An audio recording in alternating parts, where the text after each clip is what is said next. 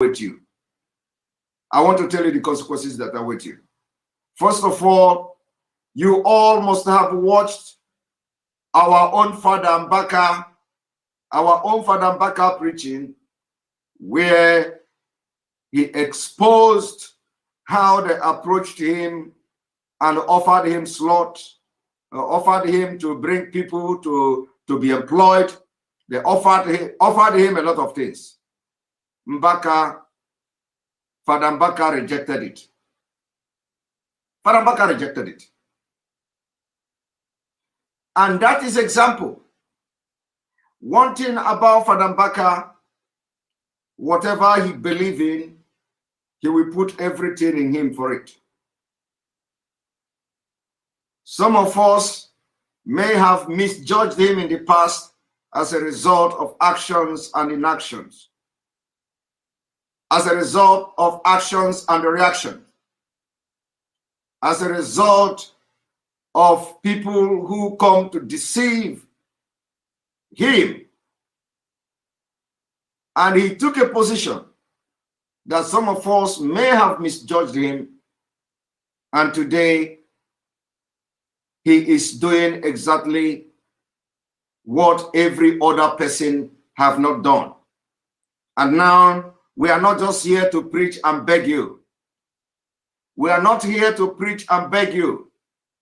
We know the people that will be employed during this period of our leader in detention. Those of you, the senators, those of you, the local government chairmen, those of you, pastors, those of you that are very prominent, that can speak, it is time they are going to approach you. It is time they will approach you with offer. If you accept that offer, believe me, you will be a dead man walking. You will be a dead man walking. Dead man walking in the sense that you are carrying the blood of 5 million people. You will be a partaker of the blood of 5 million people massacred, killed in their cold blood, killed by starvation. If you take that job or the slot given to you so that you will not speak against the impunity, against the abduction, against the kidnap of our leader, and you will not demand the immediate release without any condition attached to it, and you accepted that offer. And it is now they remember you. It is now they remember you. My brother, the offer they are giving you is just invitation to the grave. If they come to you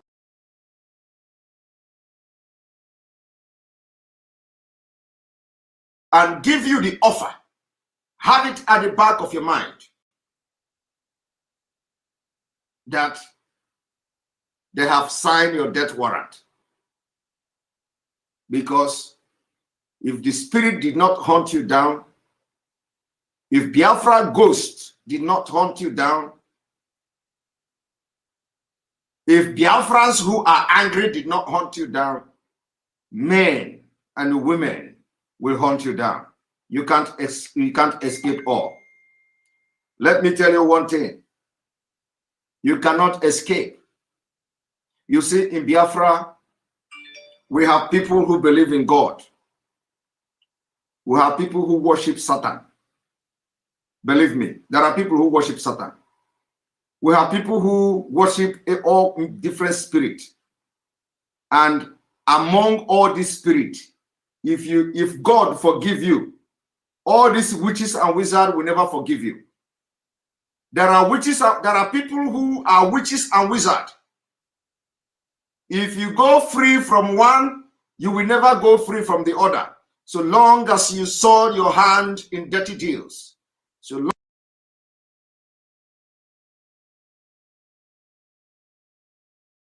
long as you are cursed by collecting any offer from Fulani government,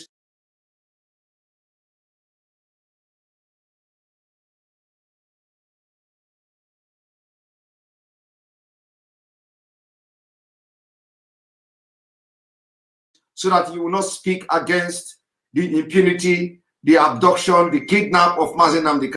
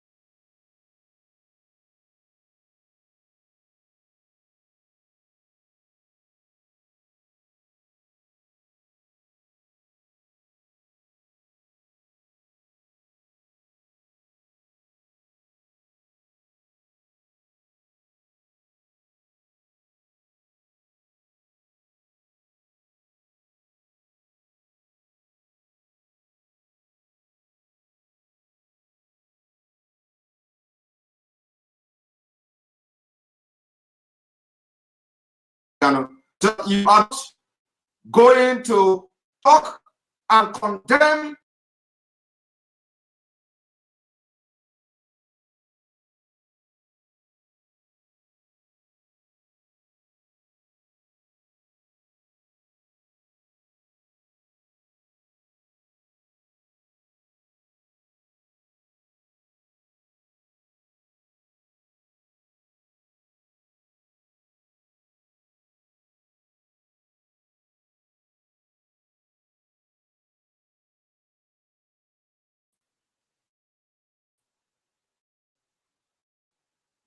if you collect the offer. If you collect the offer, which is you. Let me tell you one thing. You know, when we are saying all these things, some people take it as a joke. The truth is that not everybody worship God. Not everybody worship God. There are people who believe, there are so many people who believe in different things. We that worship believe, we that believe in God, laying curses on, we are asking God to end. We are asking God to do it, to bring it on you. So if God decide that, okay, let him put you to a deal, will have a better test. That is why, if you are a Christian, hellfire. A lot of people, we are running his own race.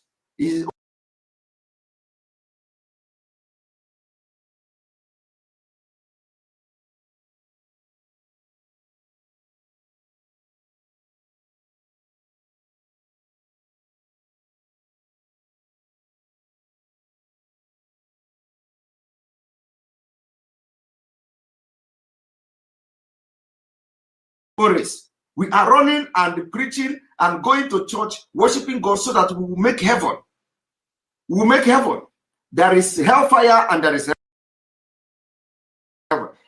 At least for those who believe in it. Personally, I believe in it. You don't need to believe. But I believe there is hellfire. I believe there is heaven. And I am running to make heaven. You see?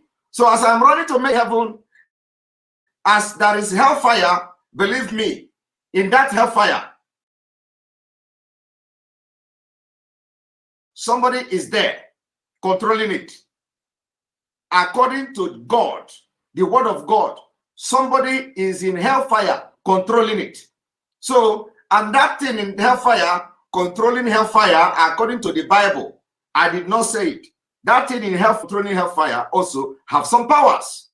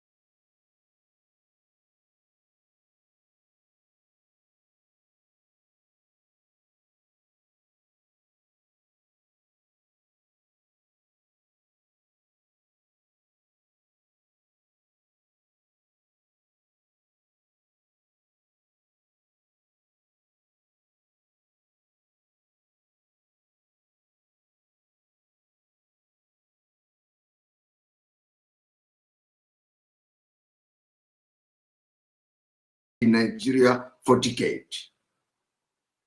And let me tell you, you don't know how the Nigeria system work, right? Do you know that senators in Nigeria have slots?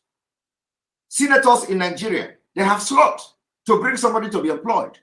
Is that the kind of the country you want to be part of? Every senator, they tell you they have 500 slots, they have 200 slots.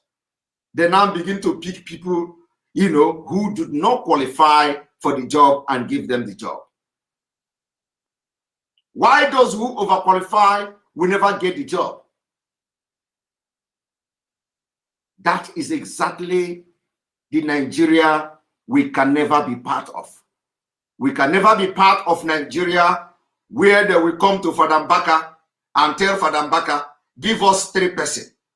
Give us 5%. Or God say you should give us. Even when Father Mbaka do not have such people, they want Father Mbaka to go and look for any person from his family and should bring it. So that any day Mbaka will rise up to speak against their impunity. They will remind him, do you know that we gave you the job? Do you know that we gave you the job? Do you know that that person did not merit this offer? And what they are going to do also, immediately you gave them those people, they are going to promote them, they are going to pamper them, they are going to put them in a position where they are going to eat money. And they will spoil them with money and power. They will spoil them with power. In fact, these are the people who excel beyond imagination of their colleagues.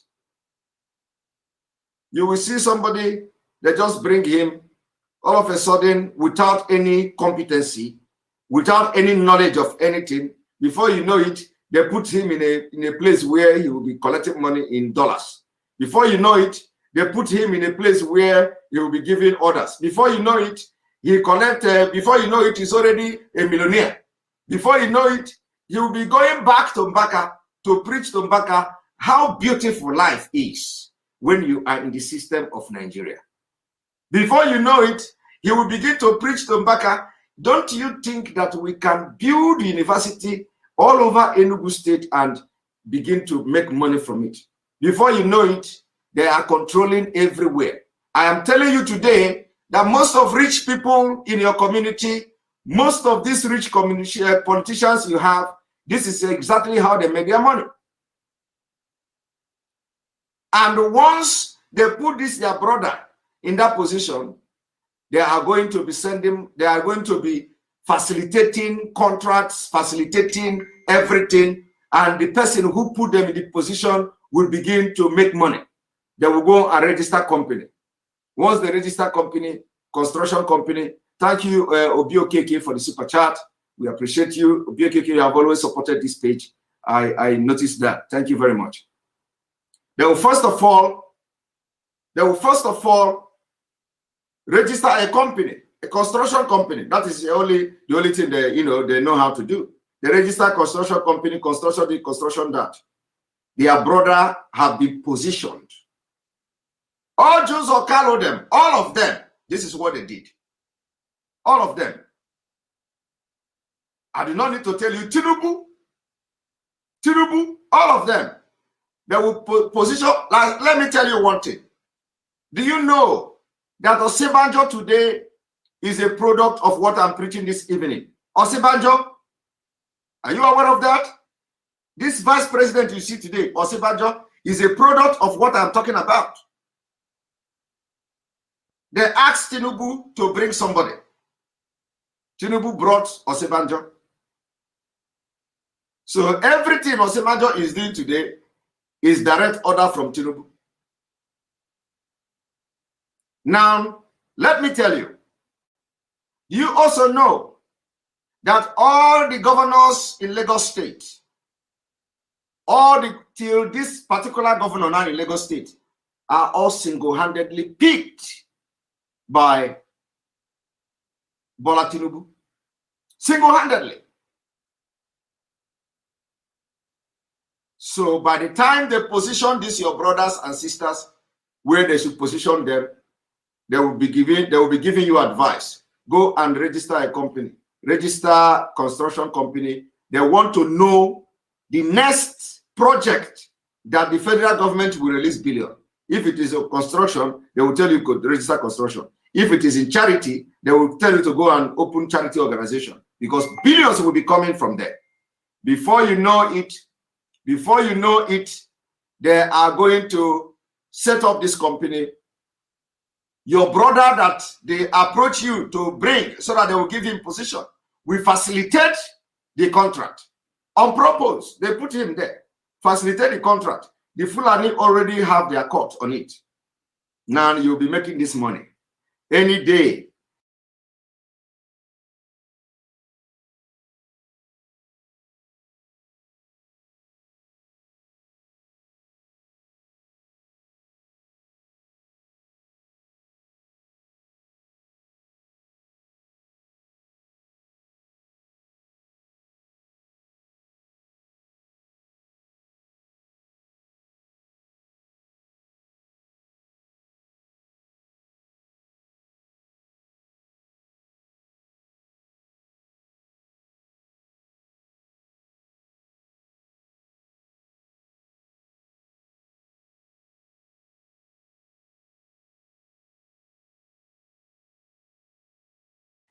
So that any day they arrest MAZI NNAMDI KANU, you will not talk.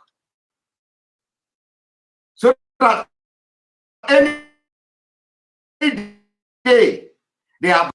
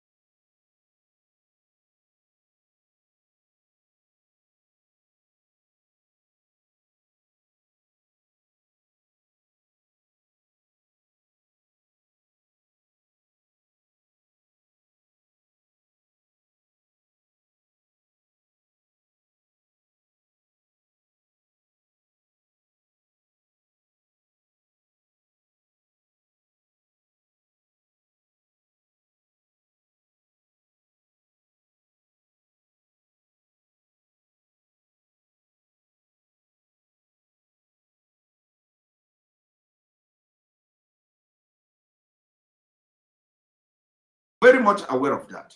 You're also aware that you have one contract that you did not execute. And I also know that most of the contract you are getting from that your person you put there doesn't go through due process. So you become a very useless person to your people. You become inconsequential person. You become somebody that no longer talk in public. Thank you, Jesus is my Father, for the super chat. We appreciate you for supporting this page. You also have always supported the page. Thank you. We appreciate it. You become somebody that does speak in the public.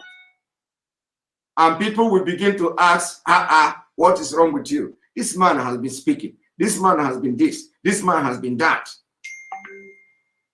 And people will say, don't you see? You know, he is giving to this one. He gave that one. And so, yes, Biafrans are happy. They will be shouting, he's giving job. He's giving job. This man have employed almost 500 youth in his village. That man have employed almost 200 youth. He has given employment letter to 30 person. He has given 2 jobs to that person. He has given 2 jobs. My brother, you don't know that the job is a career killer. The job is a career killer. Nigeria is not a country where you will go and apply for job and get it. Nigeria is a country where they will approach you and give you 10 slots, bring 10 people. You will start issuing employment, advertising it in your village, are going to use it to campaign for election. In election time, you will see stupid politicians listing the people they have employed. In election time, you will see stupid and idiotic politicians listing the people they have employed in their constituency. And people do not know that you are enslaving yourself. People don't understand the level of the enslavement. And you know, the people that are in this enslavement are always those telling you, all this Biafra, all this Biafra people, you're everything. I beg, let us manage one Nigeria. If I Peter Obi, my own Peter Obi, thank you for super chat. I see you saying thank you for supporting the page. Now, so you think you are all happy, you are all jubilating. Oh, he's a good politician, he's somebody this, he's somebody that. You don't know that happiness is no more. You contributed to the trouble of Nigeria today. You contributed to the impunity of Nigeria. That is why I say Nigeria breed criminals. Nigeria breed criminals. You can never survive in Nigeria without. Don't think criminal is when you go and Nama, when you go and steal something. That criminal is when you fraudulently get a job. That's also a criminal. A criminal act. Criminal act. Fraud is crime. Anything that has to do with crime is criminal. If you go and get a job fraudulently, it is a act. Now, because you got that job without even going through due process. Have you seen how they caged you? The job that ordinarily should apply and they will invite you for interview and they will give you the job without even somebody competing with you. Thank you, Onyi Akabogu, for the super chat. I also see you often. Thank you very much. So, this is how this problem of Nigeria have lingered. And today, they caged everybody. You are all, when we talk enslavement, you do not know how enslavement works. This is how enslavement works. And I am very, very proud of Fadam Baka. I am very, very proud of Fadam Baka because by this singular act alone, Fadam Baka have released himself from prison. For this singular act alone, Fadam Baka have breached the chain of enslavement. So if you don't understand what enslavement is, this is what enslavement is all about. When you get the job, when you get this slot, when you get the list, you carry all your villagers, all the people from your constituency, bring your CV, bring your certificate, bring your credential. Let us come here. You stand, everybody line up in your house. Bring your this, they write your name, that, they write your name, that, they bring you back. My letterhead. bam, senator, letterhead, bam, House of Representative, letterhead, bam. Before you know it, the person will spend 2 years, he has employed 200 people. People he employed have already been enslaved because the person that employed you go through the due process. So you don't have right to talk. And every time you dare raise your voice, they threat you. They give you a threat. Every time you want to raise your voice, they will sack you. I want to tell you, in case you do not know what led sack of Osinbajo's aid. All of you, I don't need to talk about the sacking that is going on every day. But let me tell you, Osinbajo's aides were sacked, chased away, chased out of Aso Rock. Do you know why?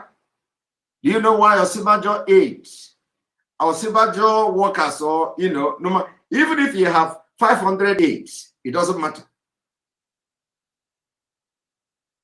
Somebody say Nigeria court has postponed Onyendu, our leader's trial. We are not surprised. And even if they have not made it official, we are not surprised because we know that the court is going on vacation. We know that the court, if they have not made it public, we are aware that the court is going on vacation. It is there in public domain now. It is there in public domain. So, but we are still, if it is official, we don't know yet. But what we know is that if they say it is not taking place again, we are not surprised. Actually, we are looking at our leader be released without even go. Why? What is he going to court to do? So we are expecting him to be released because there is no need for him to continue to be in detention. So those who are saying they have postponed court, even if they have not postponed the court, and we are suspecting because we know that the court is on vacation, and we know, and on that should be the court vacation. So we know. The point is that all this gimmick and all these things we know. Well, let us see how it goes. Well, what I'm trying to say now is that I am explaining how you have contributed to your own enslavement. I am telling you, teaching you this evening, and I am warning the people that are going to collect another slot from Biafra land. If you collect the slot, if you collect this particular bribe now they want to give you, because our leader is in detention, they want to shut your mouth. If you go and collect this slot, mark yourself as a dead man, a dead woman walking, because that is exactly what is going to happen. The spirit of Biafra is angry. The gods and the cloud is dark. The cloud is dark. The cloud is very, very dark.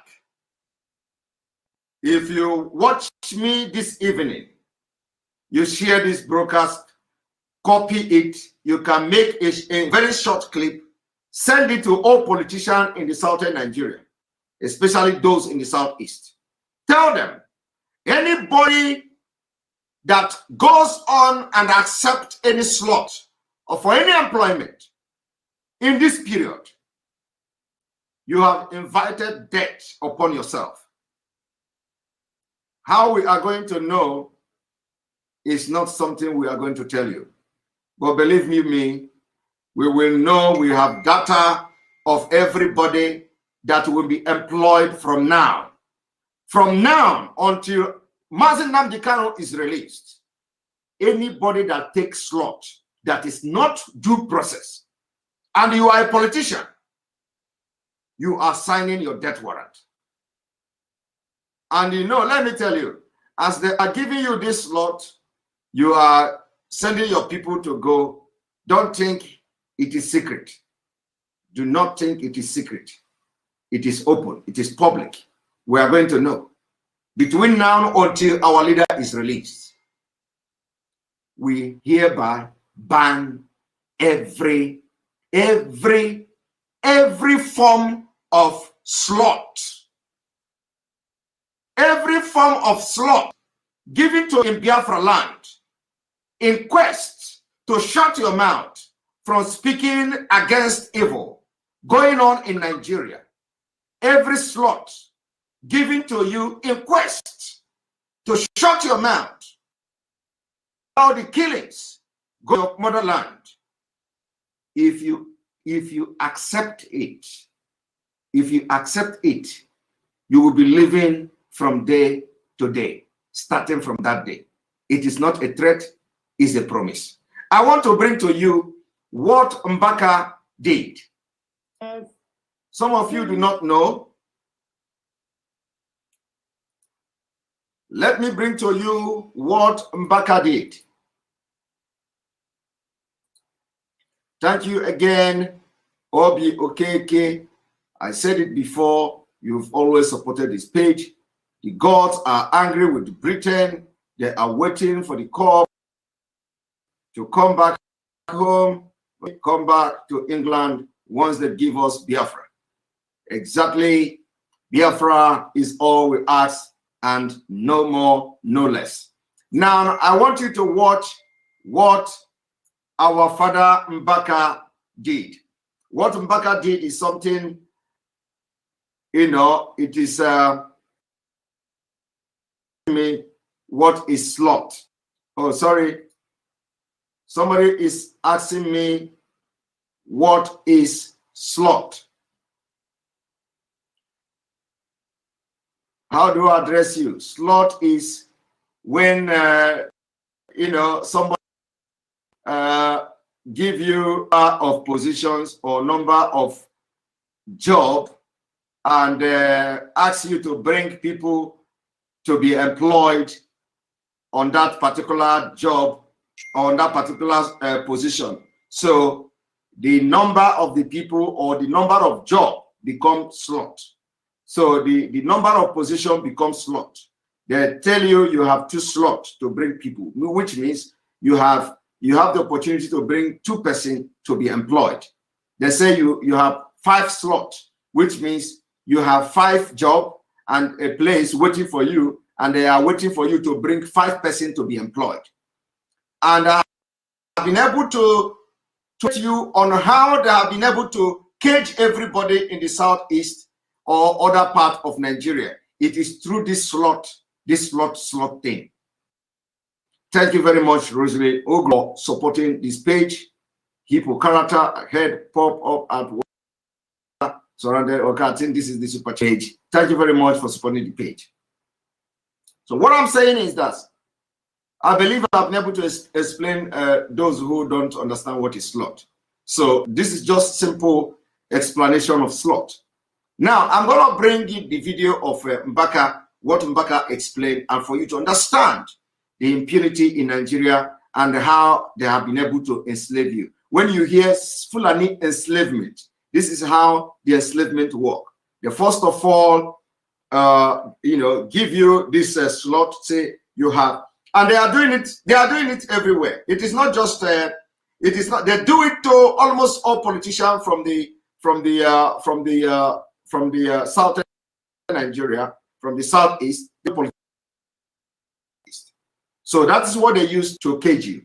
Once you accept it, you become enslaved because you are indebted to them from the beginning to the end. Any day, contrary, they come for you.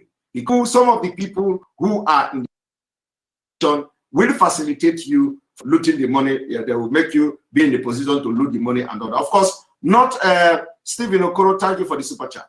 Let me also clarify this. Not all the people that got a slot will be able to put those people in a position that will make them rich. No, it is not all. Some people are even have somebody recruited into police.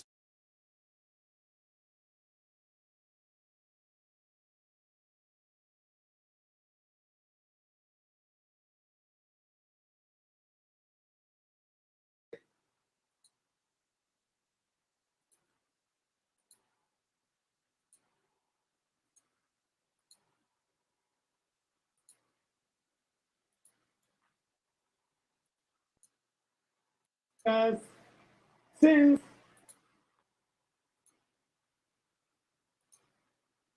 one moment.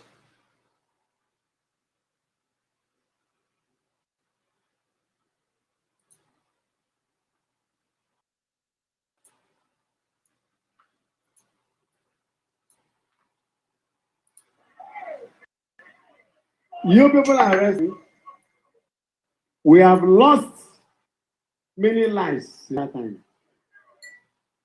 So of what need use is his arrest? If after he was arrested, kidnapping stopped in the north, because last week at Kaduna, 100 and something students were kidnapped. Where are our security? The same gravity, the same temerity, forcefulness, genuinity with which they arrested NNAMDI to arrest those people doing these things. Because even NNAMDI is under their custody. 100 and something students could be. So arresting NNAMDI does not solve the problem. Then it was about 2 hours meeting. I'm not here to give you the content, but because people have started misquoting what I said, you get it. So that if the arrest of NNAMDI would make Nigeria begin to prosper, we say hold him. But we have come to see that even arrested, many people have, and that during their life, politicians will have our youths who are jobless, and after the election, nobody dares to collect the bag. And now there is a hike in banditry, hike in terrorism, hike in a lot of atrocities, in immorality, in kidnapping, in prostitution, in herdsmanism. All the herdsmen have been moving in. You told people to leave their villages, come to school and study. People have abandoned the villages after studying. There's no job. And those who insisted on farming in the village, when they enter their farms are ravaged, and most of them are raped and kidnapped and killed. So, this of NNAMDI does not solve any problem. Rather, it aggravates more problems. And that problem it aggravates is what's coming to give you a hint this evening. The problem arrest of MAZI NNAMDI KANU will aggravate is something I've come to shed you a little bit light this evening. And the problem is this: for the very first time in the history of the Eastern Nigeria, today, anybody that will take slot,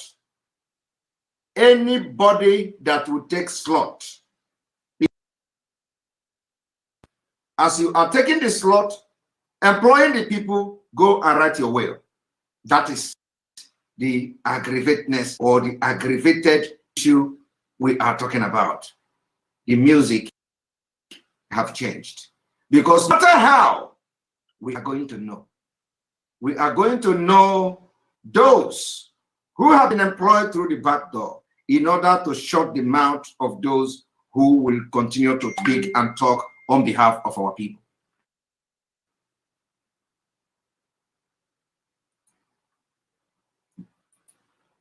So that is number one slot.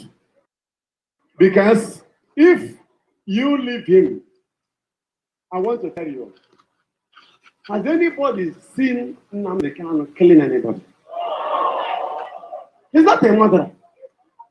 Has anybody caught him with guns?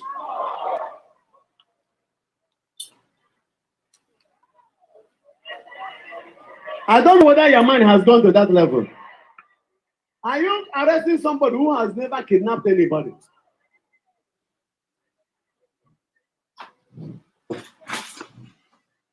Because our land must yield increase. Never now. Just wait a bit and listen. NNAMDI has never been one of the herdsmen. He's not among the kidnappers. He's not among the bandits. He's not among the Boko Haram people. He doesn't carry ammunition, and he's not even a politician. He's not a governor. He's not a councillor. He's not one of the unknown gunmen, unmen gun, whatever. Okumbawano, unmen known gunmen, ungun known men, whatever. Ihe agbakwara ya zaba. Ihe eji ebu amụma bụ ihe na-eme n'oge amụma. Ọ bụrụ na agụ na-atagbu mmadụ oge amụma, ịba na-ekwu na ewu na-agagharị. Onye amụma ga-eji ihe na-eme n'obodo were bụ amụma ziri ozi.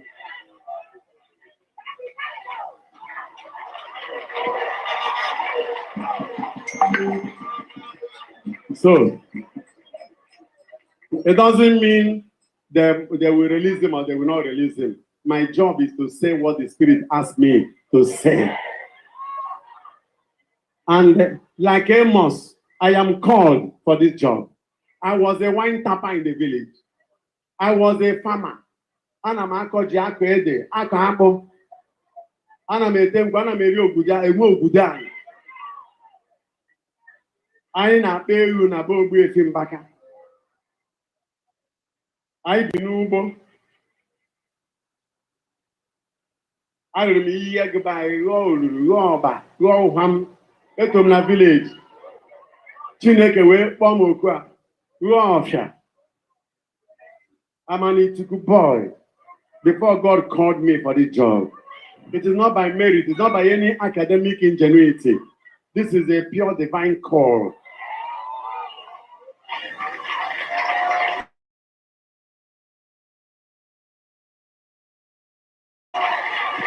Now, if you are holding somebody because he said something, did he kill anybody?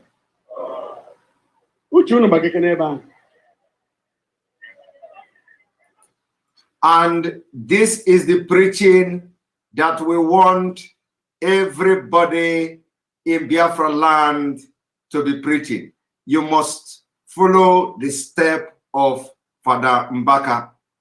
This is very logical. People should begin to understand that the message of hope and freedom has penetrated. People should understand there are people that God made for this particular time we are into. People should understand that we have actually finally won this war. And we are not going to relent. Somebody say, why inshallah, Biko? You see, learning and entertainment channel. Learning and entertainment channel. Let me teach you something that you will take to your channel today. My people. My people. My people. My people. Inshallah does not mean anything bad. Inshallah is by the grace of God. Remember that Allah is God. And inshallah by God's grace. So it is just a language. It is just a language. It is not. It has nothing to do with Islamic or anything. It has nothing to do with Islamic thing. It is just a language in Arabic. Inshallah means that by the grace of God.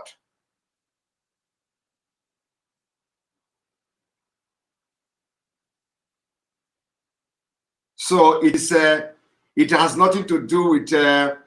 It has nothing to do with Islamic correlation. It has nothing to do with Islamic coronation. It is just a different. It is just another way of saying by God's grace. By God's grace. So anybody that is reading a meaning or putting any coronation, please, you need to step up your your understanding. Your understanding. Even me personally, I used to say this, that inshallah, it depends. If you want to be diplomatic, if you have so many people that listen to you, if you have different people that listen to you, you may also want to impress them, every now and then by using a language they may understand. So inshallah has nothing to do with what you are thinking about. Inshallah means by God's grace, by the grace of God, this will happen. So, when you hear Allah, please don't think that it has something to do with, Allah is God in Arabic, and that is what it means. So please, it is not something bad, to say as a man of God. It rather demonstrate that Father Mbaka is well versed, with he can relate multi-dimensionally, multi-purpose. He can, multi-ethnic, multi-language, and whatever multi you can think of. So it is, let me tell you, the only way to know somebody that is very vast and can communicate with different people, that not just only English, is when somebody is being multidimensional. Like what, like I said, somebody like me, it is something that comes out of my mouth every day, but I'm just being very, sometimes, because some of you will not, and I know that if I say, inshallah, we are going to do this, some of you will misunderstand me. So it is good. It didn't come from me. It come from Father Mbaka, but I have to explain to you that it is nothing bad. It's just by God's grace, by the grace of God, something will happen and something will do. So this is just it. All right. I believe that Learning and Entertainment Channel have been able to address that question. So any day you come across anybody saying it, don't pick offense. It has nothing to do with what you think. Okay. All right.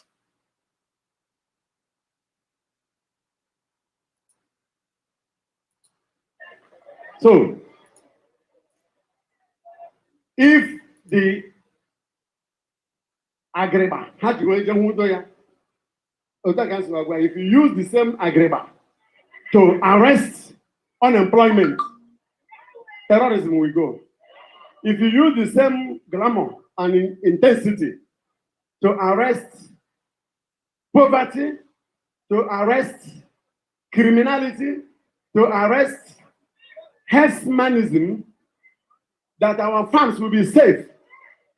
If you use the same temerity to arrest injustice and corruption. Now, let me tell you, you see, some of you don't understand what is going on here. Let me tell you what happened. What happened was that they abducted MAZI NNAMDI KANU. They abducted MAZI NNAMDI KANU. As they abducted MAZI NNAMDI KANU, immediately they rushed to Mbaka. They rushed to Mbaka and promised Mbaka to bring slots, to bring people that they have given him slots. I will not mention slot to what job, until I know if Mbaka have mentioned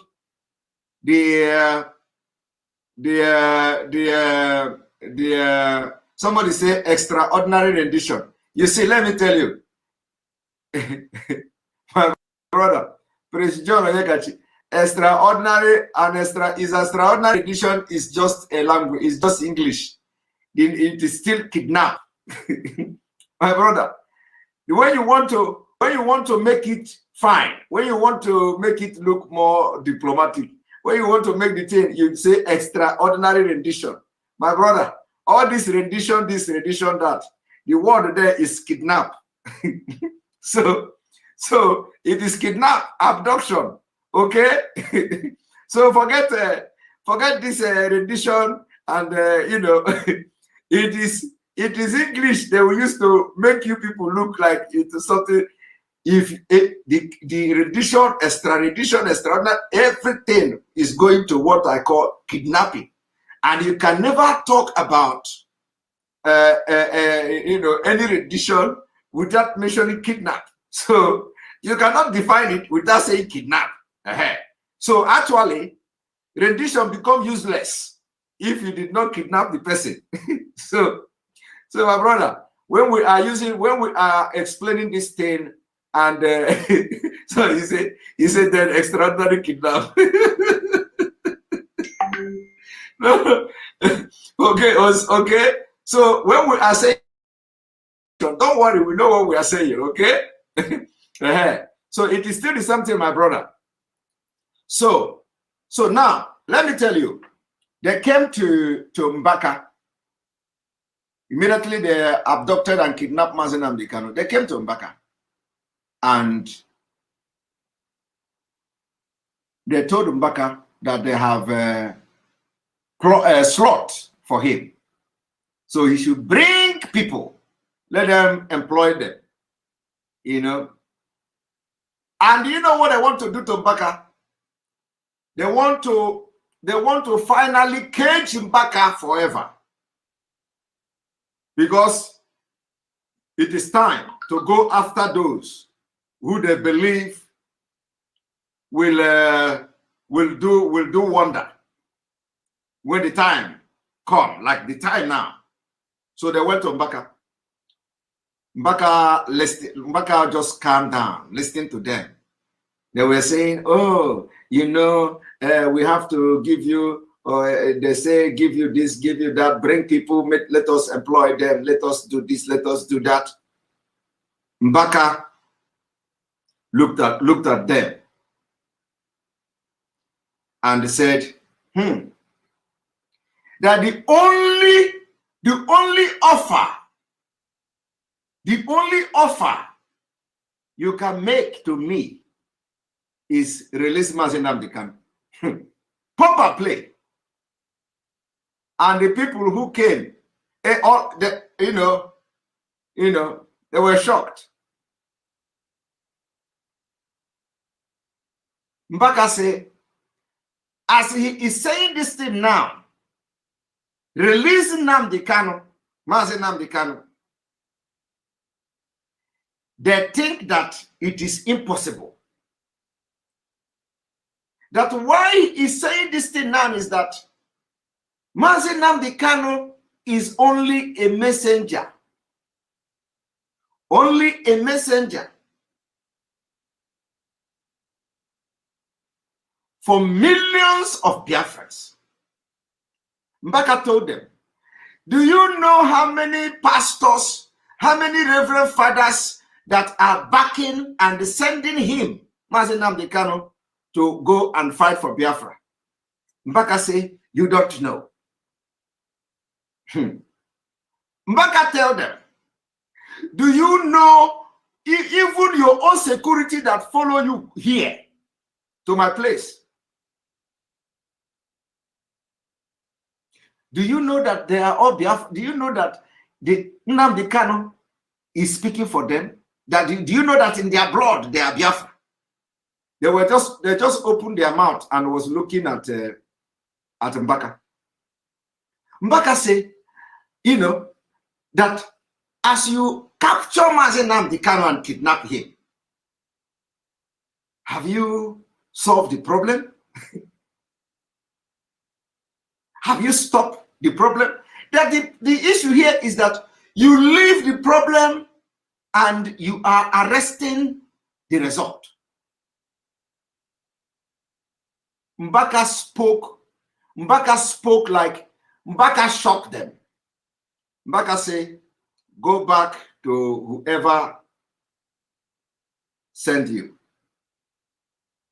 Somebody said, I am telling you. He said, even your own security. I am telling you. That is the exact word Mbaka used on them. Mbaka told the man that even your own security, even your your own security is a Biafra.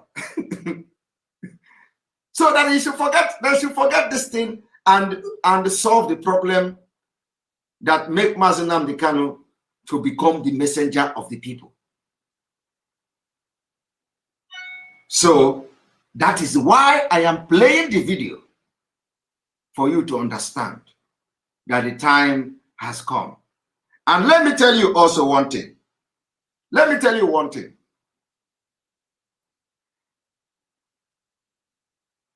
Any day, I told you, any day Mbaka rise up to speak in the way and the manner he is speaking, Biafra is here. So those of you who, I'm not telling you to believe it, but if you followed me when we were making sure we were talking to Mbaka in a different way, we said the day this man will speak in this manner, know that Biafra is here. And what he is saying is not a lie. What he's saying is not making it up. He is just talking objectively under divine anointing.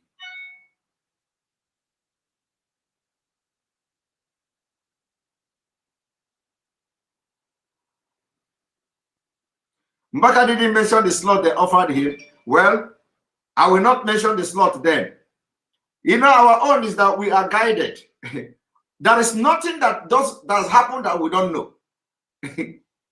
You know what? You know one thing is that one thing, there is nothing that happened in Nigeria that we don't know. Even what I'm saying now, he will be surprised. You see, what I am saying now, if Mbaka watched this message, if Mbaka watched this video, he will be surprised. Because there is nothing that happened we don't know. Mbaka told them, pump and play. Go and release MAZI NNAMDI KANU. That is the offer I will accept. I'm not interested in your offer. Because it is the voice of God. God is about to do something that will shock the world. God is about to do something that will shock the world. Did you see? Are you watching? I want you to watch.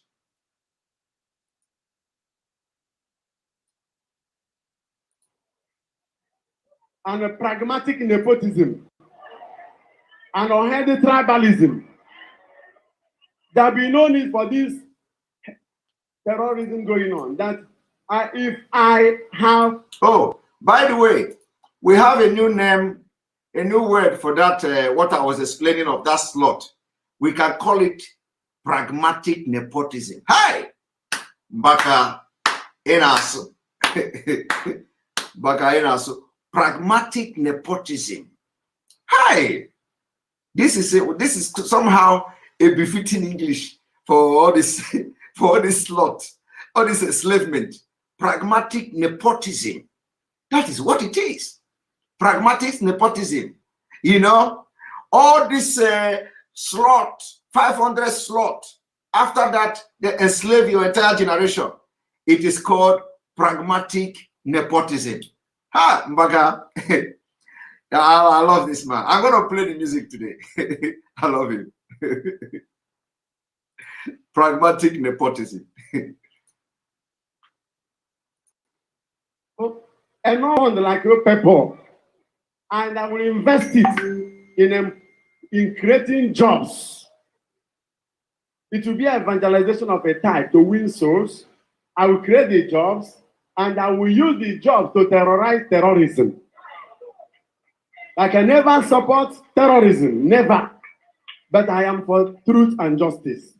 And remember what the Bible says here, that truth and righteousness and peace have married and kissed each other.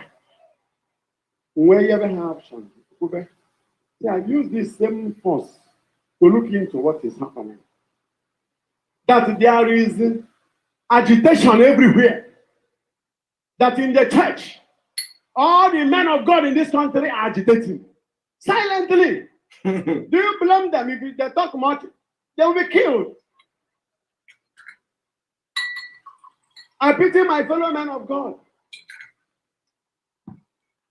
Few members of their churches will be talking, but the real agitation is from the pulpit. Do you hear that? Do you hear that? That's exactly what Mbaka told them. Mbaka told them, pump and play. That, you know, even the pastors in Biafra land, everybody is agitating for Biafra. Mbaka told them, pump and play. Mbaka said, forget all this, forget every... And the people were looking at him.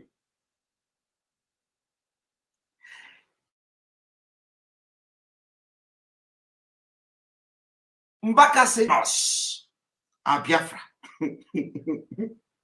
So, my people, if you see this and you are still standing on the fence, we understand that you may be a product of sloth. We understand that some of you are product of sloth. Product of sloth. Product of sloth. But if you are watching and following what is going on now, and you are still, because you are product of sloth, at least if you are not, if you are afraid because you are a product of sloth, what you have to do is keep quiet.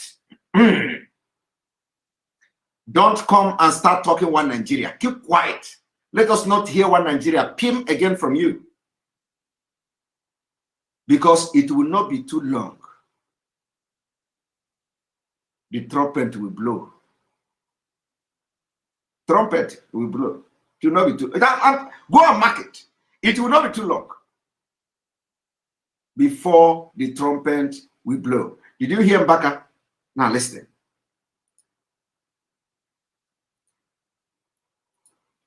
In the mosque, there's agitation.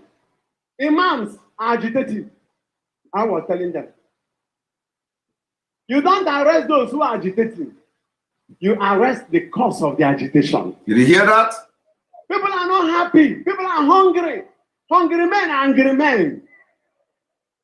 Millions of our youth are idle, and an idle mind is the devil's workshop.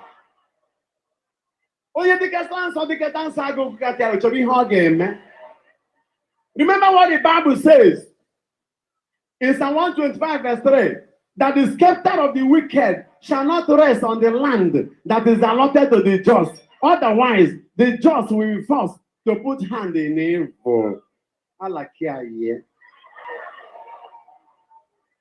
I remember that I told them what I'm talking about is the tribalized. I am talking about the integral wellness of our people. If Nigeria is doing very well, will NNAMDI KANU emerge? No way. NNAMDI KANU is a voice yearning for solution. Exactly. The modality may not be friendly to everybody, but let us ask for the reason for his cry. Exactly. Is he not living in London? Is he planning to relocate to Nigeria? You see? So I'm trying to say that arrest is not the solution. We know those who have looted billions of this country's wealth. Yes. Every day, cases are being tried in EFCC. For how many years until this government will go? Another one will come. And it is not just enough. It is not just enough. As I'm talking to you today, most of you may have seen a report saying that the Attorney General of Nigeria is the biological father of the EFCC boss. Impunity upon impunity. And they know all these things all this while. So how can now the son of Attorney General, who is now the EFCC boss, will now go and arrest the father for corruption? Fulani family business. Nigeria have turned to Fulani family business, and all you do is to be giving slots. Fulani give you slot and they slave you. They are now Roger Sokorocha make his own. Everybody, the people that are saying we know he's not pure. We know he has a problem. I'm just giving you an example.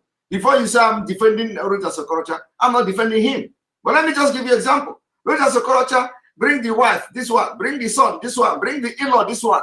All of you that are keeping quiet now, with Roger's cable, kill him, crucify him. He is a family business. Oh, this, that, oh, that, that.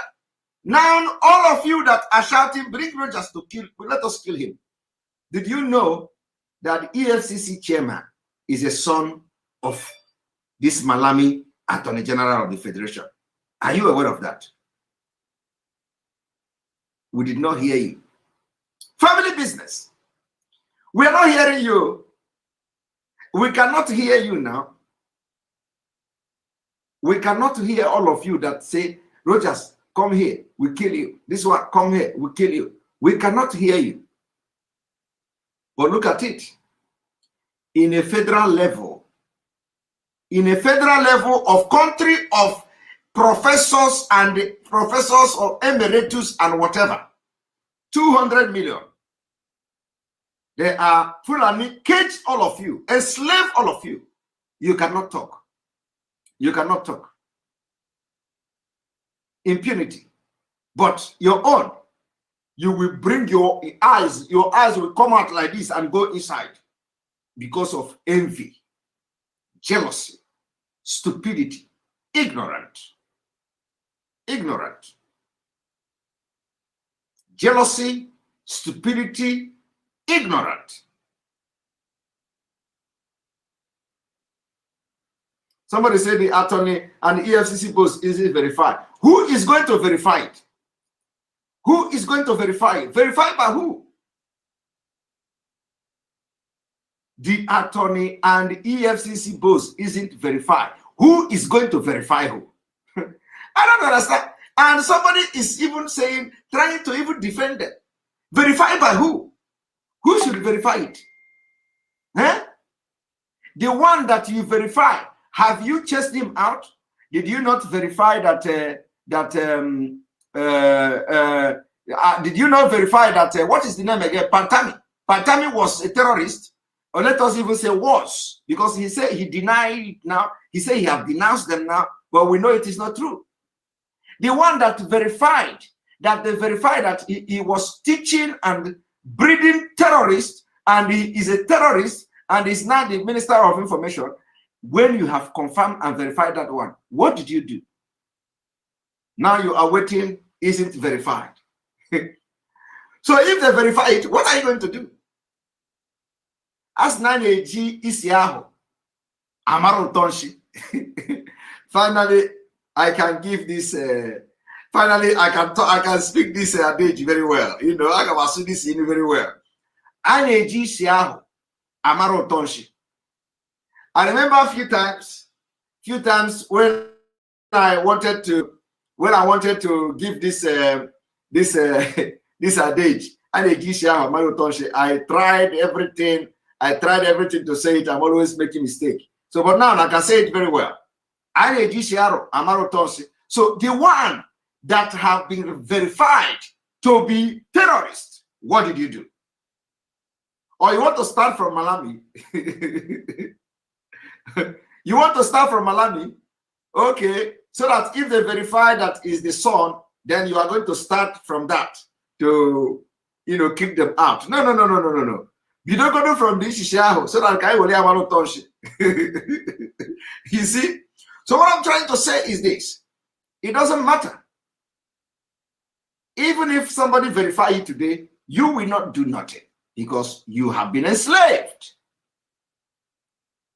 And we are fighting to do everything to make sure this enslavement will crash and destroy it. And I say, if it is going to be by gun, we are ready. We will do it. If it is going to be in peace, we are going to do it. We are going to make everything, do everything possible in this life to destroy Nigeria and build the nations that we'll be proud of. Nation that will be out and will not enslave anybody. Because I have just started from the beginning. I explained to you how they enslaved you with sloth. And you can now understand the reason why nobody will be held accountable for anything in Nigeria because the slot system, pragmatic nepotism. Let us listen to Mbaka.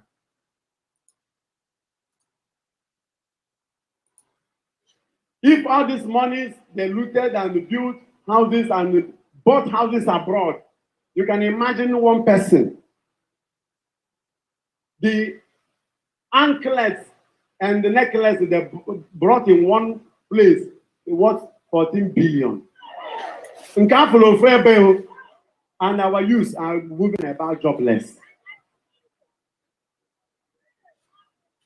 That if they don't find the solution and they think arresting the agitators will solve it, that even in the police there's agitation.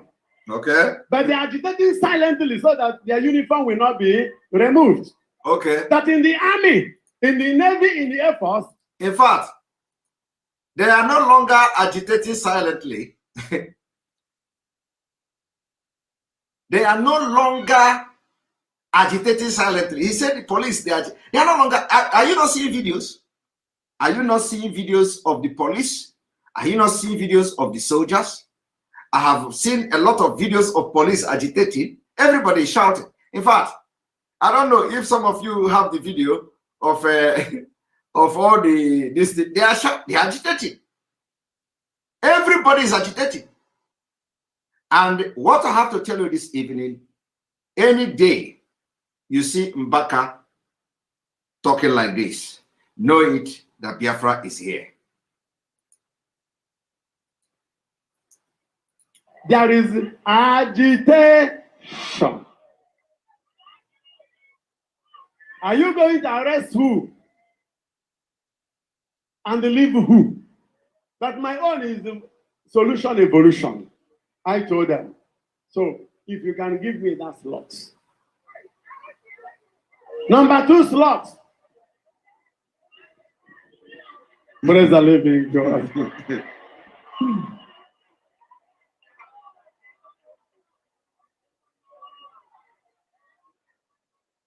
God is good. Oh. You know what? If I don't speak it out, I will be burning inside. Oh. The only time I feel happy is that I've said what God said I should say. I'm not sponsoring anything. My own is I am for justice. I am for equity. I am for fair play. Look at what is happening in the northern part of Nigeria. The north is finished though. As if it was a joke. The north is finished. Do you know today that, well, how many of you remember what I told you? Do you know that today Boko Haram and ISWAP conducted election in northern Nigeria? They conducted election. Do you know what they did? After conducting the election, they elected a governor. They elected a governor in Borno State, and they started collecting levies from the people in Borno State. How many of you followed the program where I was telling you, analyzing how the Borno State governor came to say no territory in Borno State is under control of Boko Haram? How many of you will watch the program that day? How many of you watched the program where I analyze the lies where the governor say no Borno State under Boko Haram?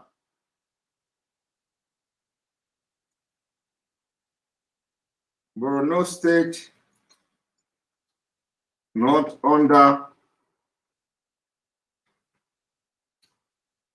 Boko Haram.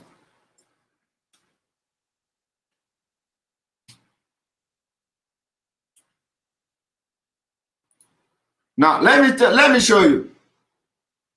Which day was this? This was just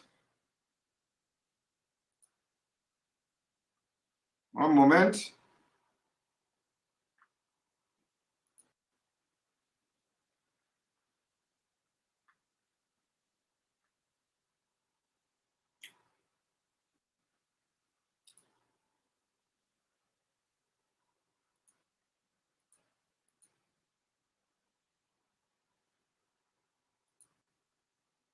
Okay. Which day was this? This was just 27th June. 27th June. No part of Borno is under insurgent control. I came and I exposed him. I told you people that it was a lie. I even remember telling some of you that now you are going to see propaganda. I don't know how many of you, because I'm not seeing you, I'm not seeing your comment. I don't know how many of you watched that. You watched that. I watched that day. Yes, you watched it that day, right? I was exposing. I told you the time for the propaganda has come. They are going to lie. They are going to do everything to tell you that Boko Haram is no longer controlling any part of northern Nigeria. It is not up to a week, right? You see their lies exposed. Boko Haram now conduct election. They conducted election. Let me show you.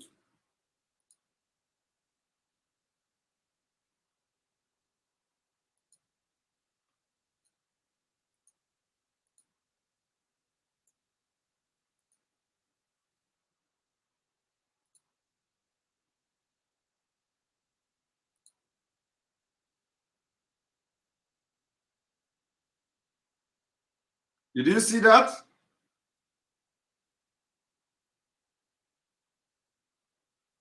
They conducted election.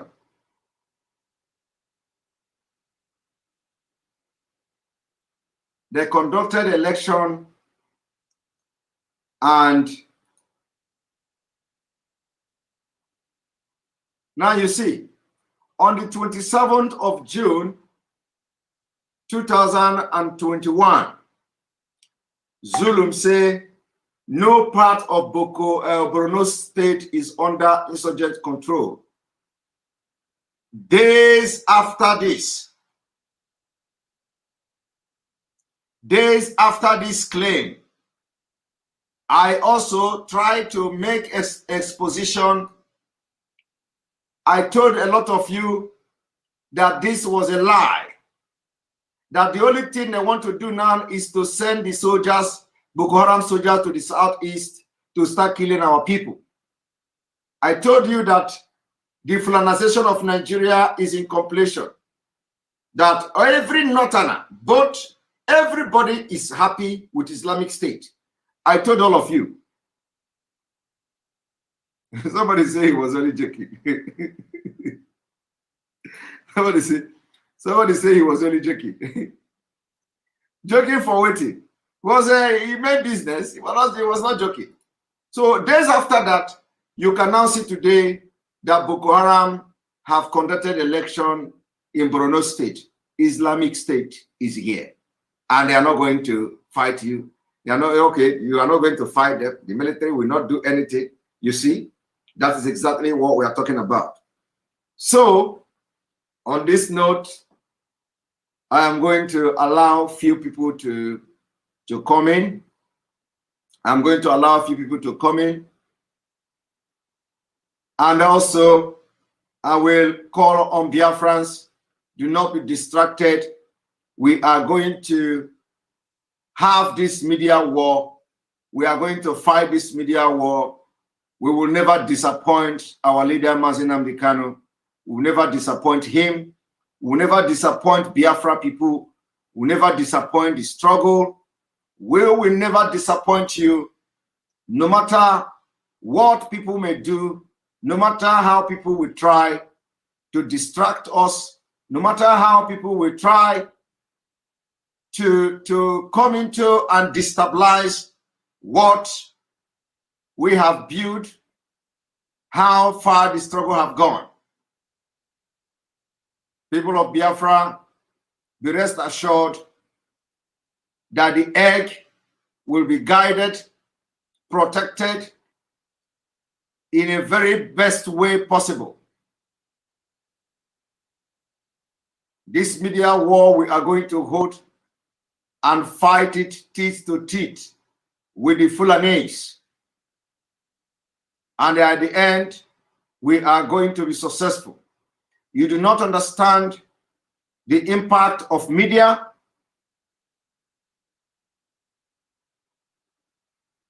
You do not understand the impact of awareness.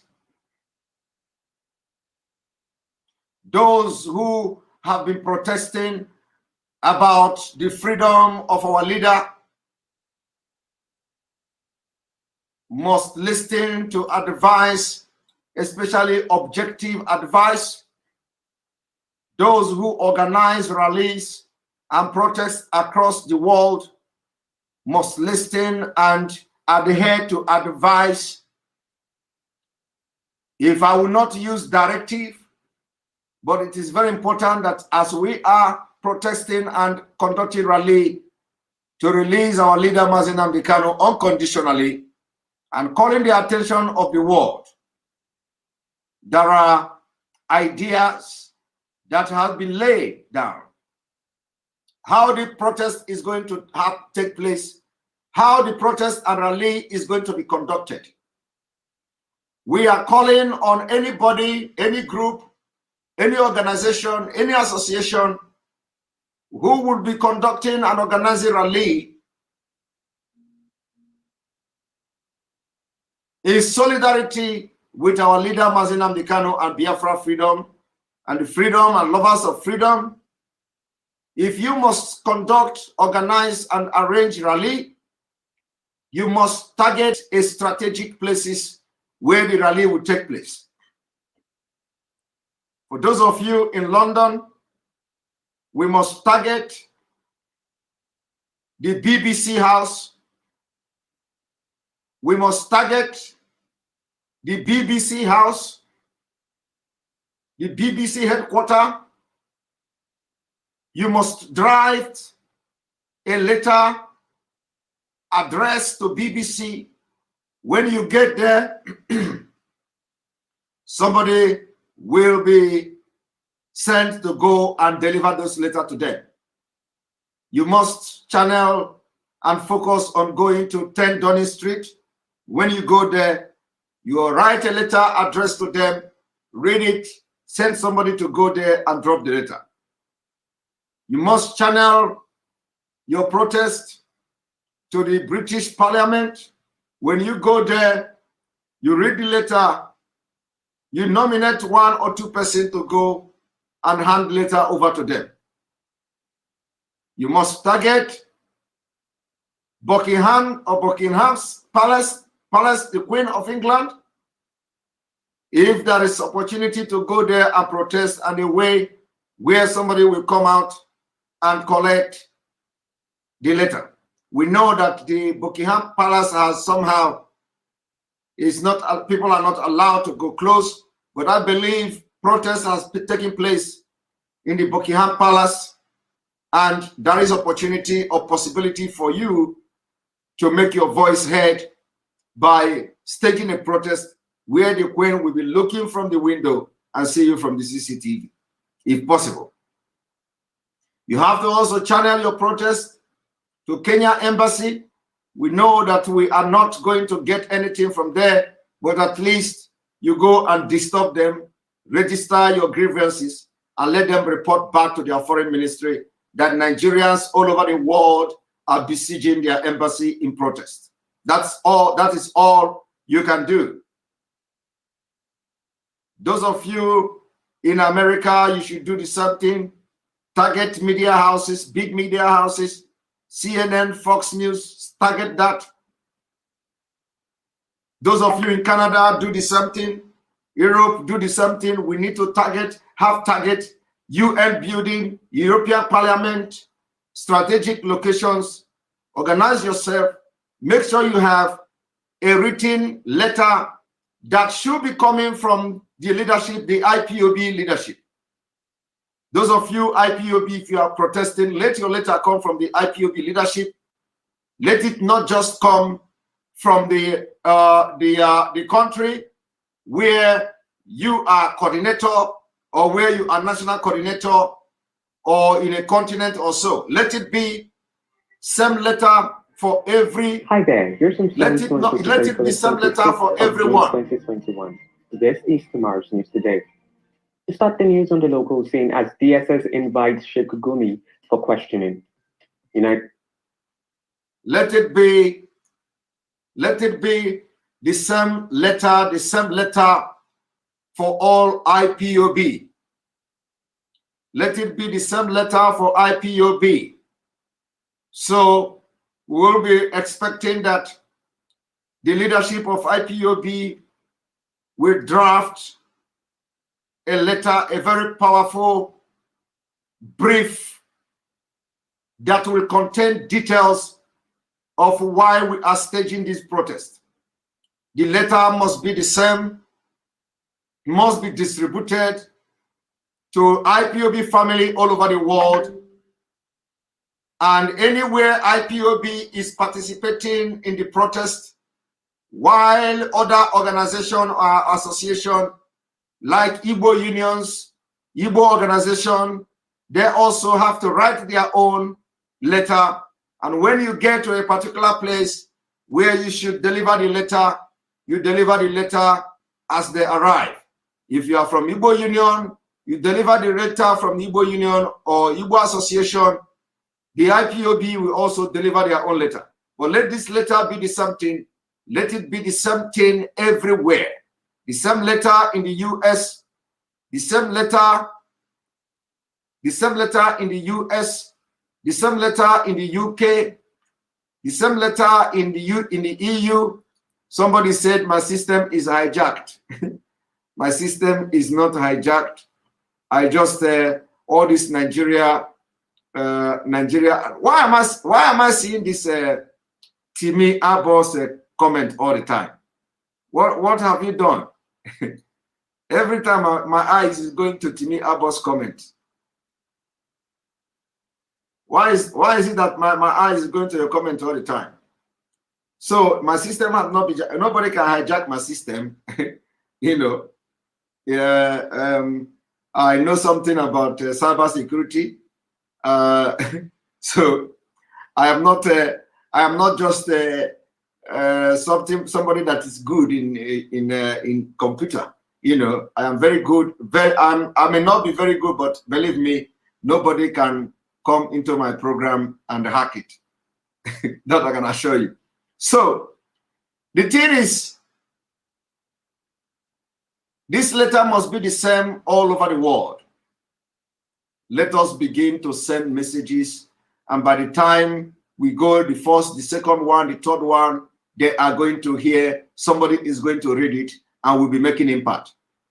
We are also working on, we are still working on these jingles that we talked about.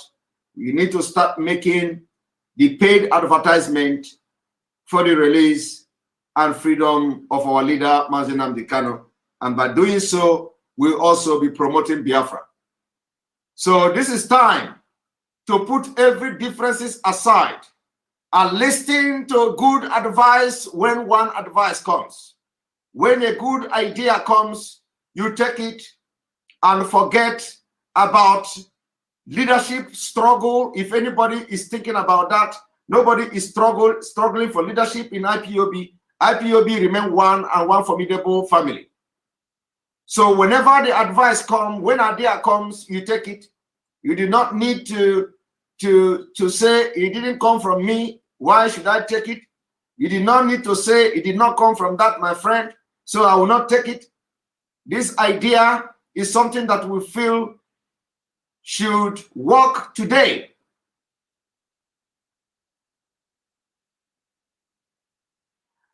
This is something that we need to do. Implement it immediately, irrespective of where the message is coming from, irrespective of the capacity where the message is coming from. Hip-hop remain one family, and whenever problem comes, we are going to solve it together. So on this note, it is not something you will be approaching, or personally, I will be approaching anybody individually. It is something that is going to be public, for public consumption, for public interest, especially for those who are also organizing protests outside the IPOB family. This paid advertisement is something that everybody must look into. we need to start working and seeing it implemented. Now, it is not time to point fingers. It is not time to have malice. It is time to do just cause decisions that will go a long way in hitting the targeted audience. It is time we are going to put everything on the table and let the Nigeria Zoo understand that the person may be MAZI NNAMDI KANU in flesh, but the spirit and the braveness, courage, and the brain of MAZI NNAMDI KANU is with us. We must not disappoint him.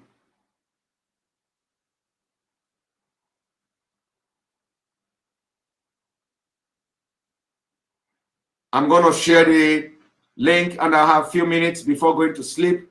Remember, tomorrow is work, but this media war, we will continue to do what you have to do.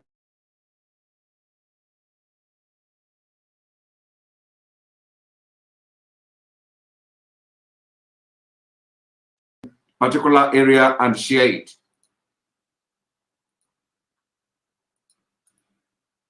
You can, please, if you are joining this commentary, you are going to speak only 1 minute. Tomorrow, I may be having question and answer. If you have any question that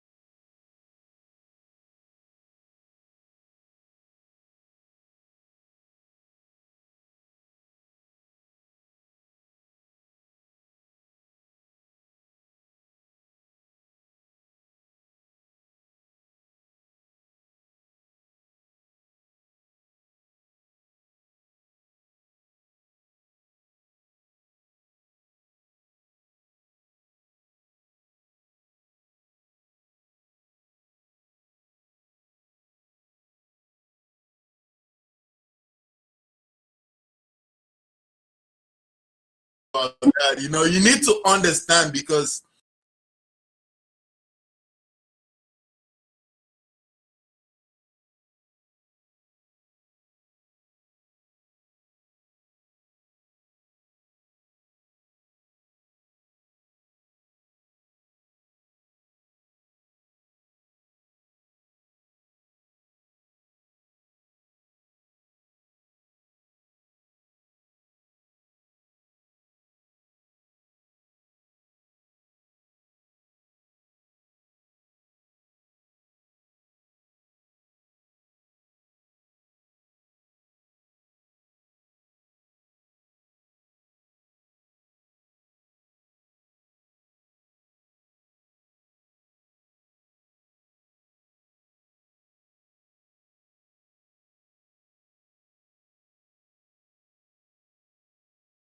bless you. It is just something like Allah, you know, in the language. So that person that asked that question, why can't they say in Jesus' name? I believe that Ahmed did not see that your comment, but I didn't see it. What he said now is exactly what you were looking for. Yeah, I'm just looking for that comment to bring it to the screen. Because you didn't, I believe you didn't see that comment before you say God bless you and all that. You know, the ordinary you will be speaking Arabic now. Yeah. All right, thank you very much for being part of the program. This is just a matter of understanding, and when people don't understand, they have misconception and they give wrong judgment to everything that comes their way. So it is very important that people have knowledge of what they want to talk about. Someone made a comment. He said, "Oh, this place is a place you can just come and comment." No, you can come and comment here. Yeah, fine, but you know it's very good. I'm just advising. Like, it's very good when you want to comment. Don't just because you have your phone at your comfort, you can type whatsoever. Just be mindful because we have people that come on here to just let's see what they do, let's see what they type. And when they see such a comment, some kind of stuff like that, they look at people here like they don't even know what you're doing. You understand? I'm not cursing anybody actually. I'm just trying to say something, you know. I want everyone to understand with me. It's not as if I'm trying to curse anybody out. No, I'm just trying to that's it. Sorry, I'm trying to bring a video that Mbaka said something. Okay. He said that everybody is agitating, and some people do not understand what he said. That even police are agitating and all that. Oh, so I think, and then as I talked about a particular video that that is online, and the video has gone back. I said, 1 moment. Enough is enough. Thank you. They're playing politics with people like there's someone into this ground with that armor, with that ammunition. We have to cop this very particular area within a tinkle of a second. I know what kind of us can do. Good and fine. I know what kind of us can do. Good to go. How many parties are inside this booth? Good to go. Playing politics. They are playing politics with people. Big men are eating money at the above there. Saying that we should not even do that we should not go after them. That is for me. Okay. This is the full information for you people. Thank you. Thank you. You Yes. Yes, I will appreciate you. Yes. Big time. I'm not a coward. God will reward you. I've been investing my mate for more than 7 months now. Yes. Amen. So this is something that should raise a very serious concern. Yeah. Starting one Nigeria, the police say they should not go and kill the bandit. You see, Mr. Simon Ekpa, I just don't really. That's the reason why I come like not coming on the video and stuff like that, because sometimes you gotta protect your. Actually, if I tell you, I used to be a soldier in Nigeria before I left Nigeria, actually, and I started as an NMS boy. I started at the age of 11. I was in NNAMDI. That's where I did my secondary school. That's where I did everything. And you know, I grew up there. All the trainings whatsoever I did, and I served like 2, 3, 4 years in the military. Even before it got to this stage, that was when I left for the United States and stuff like that. But you know, I still have friends there. I have junior ones who joined the military who are still serving, and they tell me every day what they go through. And most of them that are even trying, I've helped 1 or 2 people down to this place, you know, which they left the job because of all this kind of nonsense going on. So we've seen it all. I don't think there's anyone who's going to tell me all this. I'll just look at you and just laugh because I don't want to say anything.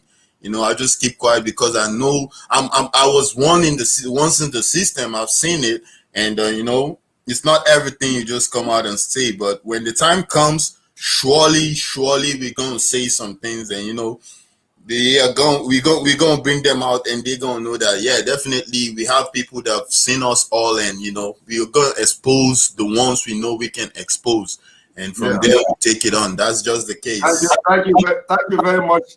Let me let you just leave because somebody is already saying you sound familiar. I sound familiar, right? I might probably. So when you say you did this, you do that already. He said the person is saying you sound familiar. So let me take it off before they begin to look for you through your voice. No. All right, Mr. Simon. All right, thank you very much. Thank you very much. All right. So thank you very much, Ume, for the super chat. We thank you for supporting the page. Una, good evening and welcome to the program. Good evening. Hello. Hello. Good evening from here. Hi, Simon. How are you doing today? I'm doing very, very fine. And you? I'm good, and thank God for your life. Thank you. Thank you for everything you're doing. And I just want to ask some questions because when I go to Radio Biafra on Twitter, I don't see any broadcasts. I'm just trying to figure out if that is also part of the platform. Radio Biafra, I am not yet Radio Biafra. You know, it has been 4 days now since the directive was given for me to be broadcasting on Radio Biafra, but I believe some people are still doing mathematics, you know. Okay. So we have to finish their mathematics. Okay. I can't wait to start listening from there. Also, I wanted to suggest something. I don't know whether because I mean you're not on Radio Biafra, I don't know how this one will sound. Since their intention was to actually shut up MAZI NNAMDI KANU, I was wondering, MAZI NNAMDI KANU has a lot of broadcasts out there in the media space. I was just thinking today, I'm like, why can't they just start, posting some of those broadcasts so that we can still be hearing those messages? I mean, I don't know if anybody has his Twitter account, or maybe they don't want to use his Twitter because he has been kidnapped. I don't know whether it has anything to do with the law case or anything, but they can always start posting those messages on the Radio Biafra Twitter page or anything, so that we can still be hearing these informations. They are out there in the media space. They can just be posting it, every 2 days or every day or every once in a week.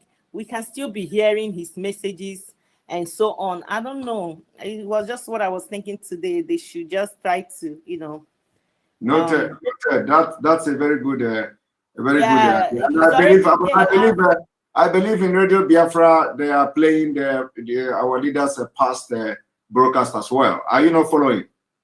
I've not heard any of it because I'm following them on Twitter and I don't see any. No. I mean, Radio Biafra. You just mentioned Radio Biafra. How often do you listen to Radio Biafra? All the time. And you are not hearing the past broadcast. No, I don't believe that. I'm not. That is the funny part of it. I don't know whether there is some kind of restriction or what. I mean, I believe that a lot of people are on Twitter. They can get a lot of those messages out to people if they start posting it on also on their Twitter page as well. I mean, I don't know. That was what I was thinking today. Some people, one thing is that for those who are okay, all right. I think your point is noted, and if it is not happening, it will start happening now. Your points are noted. Those who are in charge, they are going to start doing that immediately, I believe, because they are watching this program as well. So if they have not been playing MAZI NNAMDI KANU's previous teaching, they have to start playing it, because but I believe, because I have listened to it as well. I have listened to it, so that's why I'm asking, how often do you? Okay, somebody is saying use Facebook. I am not on Facebook. I'm also among those people that are restricting Facebook. If they think they can, cut us off, me, I'm also restricting them as well. So I'm not on Facebook. And yeah, and then also, okay, my sister, we have this is noted, and we hope that the previous messages will start coming. Okay, thank you so much. Thank you very much. I really appreciate it. Thank you. Thank you very much. And then those who are sending me private messages, telling me I should not be smiling when I'm delivering my message, that I should be bold. I'm just reading one from one of our brothers. He said I should not be smiling, I should be bold. My brother, I cannot be MAZI NNAMDI KANU. I cannot be our leader. I cannot change myself. I cannot be who I'm not. Forget about this face. Forget about the laugh I am laughing. Forget about my smile. Just make sure that you don't cross my lane. Make sure that you don't cross my lane. Forget about the face. Forget about this fine boy looking. Forget about my laugh. And forget about how I'm smiling. But you see this smiling, I am never going to change it. But always make sure you don't cross my lane. Because so my brother, forget that. I will not change who I am. This is me. And I am somebody that I can never change. You see, one thing in this life is that no matter what happened, always be yourself. Do not copy others. Don't pretend. Don't portray yourself to what you are not. For those who are expecting me to start talking like our leader MAZI NNAMDI KANU, or copying him or something like that, it is not done. Like, if I do it, I'm going to fail. I have to be me. And I will be me until Biafra come. So if you don't like this, my laughing, my brother, what did I go do now? What did I know? What did I even know, self? So, but I'm gonna be me, and I will be always smiling, and I'll be laughing. But remember that, what I have come to notice in life, those who always smile, those who always smile, no fear them. I'm not saying you should fear them, but sometimes you will just watch yourself, But I'm not going to change. I'm a very nice person. I'm a very church person. I'm almost a almost a pastor, So what should I know? But my brother, I will be myself. I will continue to be myself. As I'm stuck, I'm still laughing. All right, let us continue. All right, Ujumwa, good evening and welcome to the program.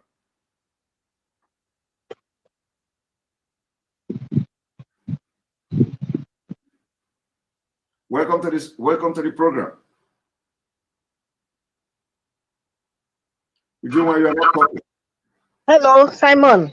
Yes, good evening and welcome to the program. Okay, good afternoon. All right.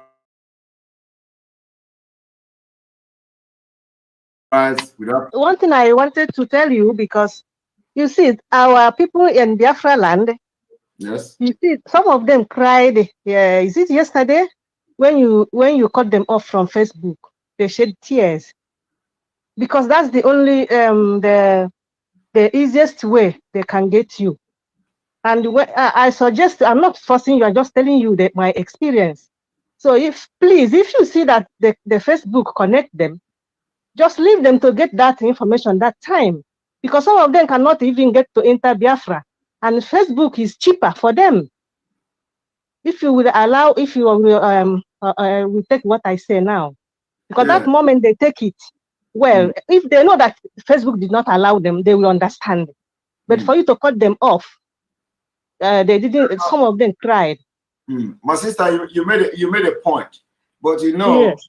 You made a point, but you know, we have to begin to also put something in the mind and the head of our people. Everything doesn't come easy. We know that we are passing this message. We know that we want people to watch and listen to this message. And believe me, one way or the other, those who could not watch it on Facebook are still going to watch it one way or the other. The most important thing is that we have been trying to create the awareness that Facebook has been blocking and dealing with us in a very, very shameful way. You know, they kicked our leader out of Facebook. Each time he's broadcasting, the only thing you'll be hearing is at a point. Yes. They blocked our page. As I'm talking to you now, that particular page you are talking about, if I open it, you will see the page is almost unpublished. I don't know if you follow my program a few days ago, where I showed the page that they're about to block it. Yes, did you watch it? I saw it. I saw it. So the point now is that we must begin to tell our people, because in Biafra is going to be a digital country, you know, and we cannot. It is now. So anybody who wants to watch it must do what we want the person to do, to watch those programs.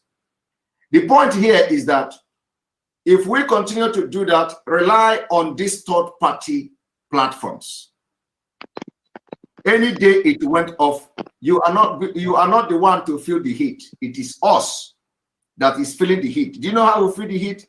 We feel the heat that, first of all, the message you want to deliver will not go nowhere. Nobody is going to listen to it. And it is going to take you a lot of work to begin to tell people again, creating a different page again, telling people where to go. On this Enter Biafra, for example, since 2020, is it April or something? Since 2020 May, if I think so, I've been trying to let the people understand that, you know, you have to, you see, we spent money. We spent a lot of money to put that enterbiafra.com. And the idea was that if Facebook kick us out, our people can go there. To watch there is cheaper than Facebook. If you have been following, if you have been watching through Enter Biafra, I want you to do experiment. I want you to check your data if you feel that. Check your data where you watch something from Facebook, and then go to the Enter Biafra and watch it, and you see whether it is lesser data or it consumes more data. It's a simple experiment. Now we spend money to do that. So our people should be able to start learning how to use it. And also, this Enter Biafra, you can also access it with your Facebook account. So you do not ordinarily, if it is not allowing you to register as individual, you can also log in with your Facebook. It is very, we made it very easy.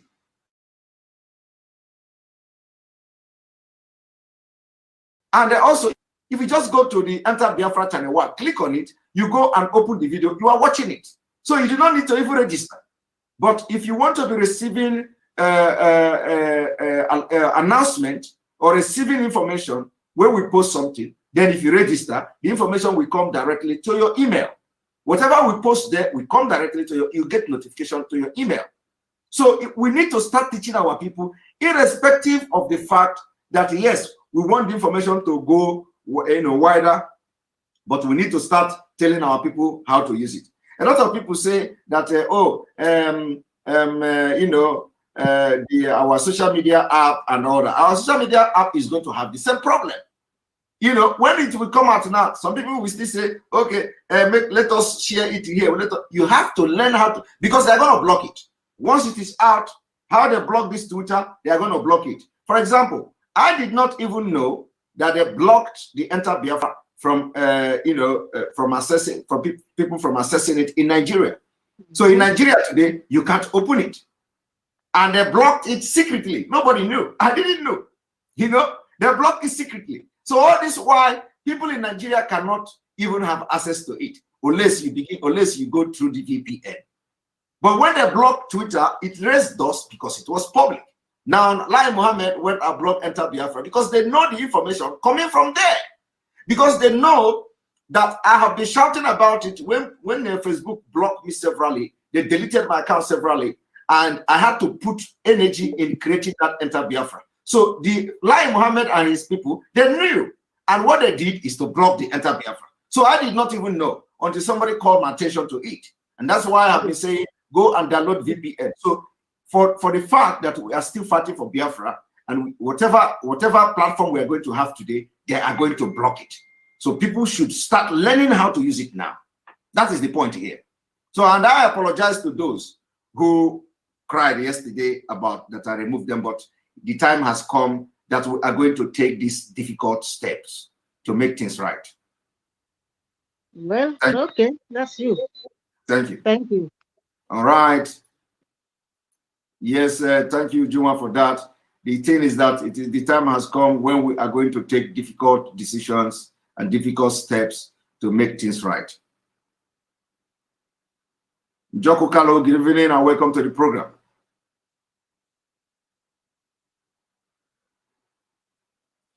Welcome to the program, Joko Kalo.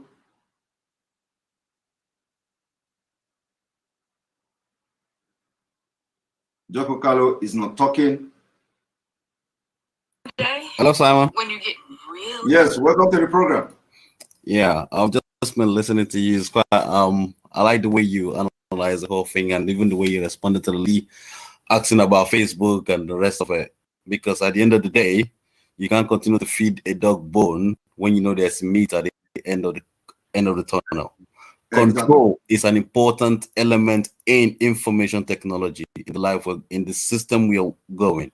People need to start learning. However, in that regards, I will appreciate it if you can have somebody go through the process shown to them step by step. Like somebody take a screenshot. When you come to online, you click on this page. This is what it looks like. Then you click on this. You click on this step. Click on this step. This is how you get to the point where you can participate. And this is what you get by only coming to visit the site like I do. And this is what you get by registering. So people now decide what they want to get and what they don't want to get.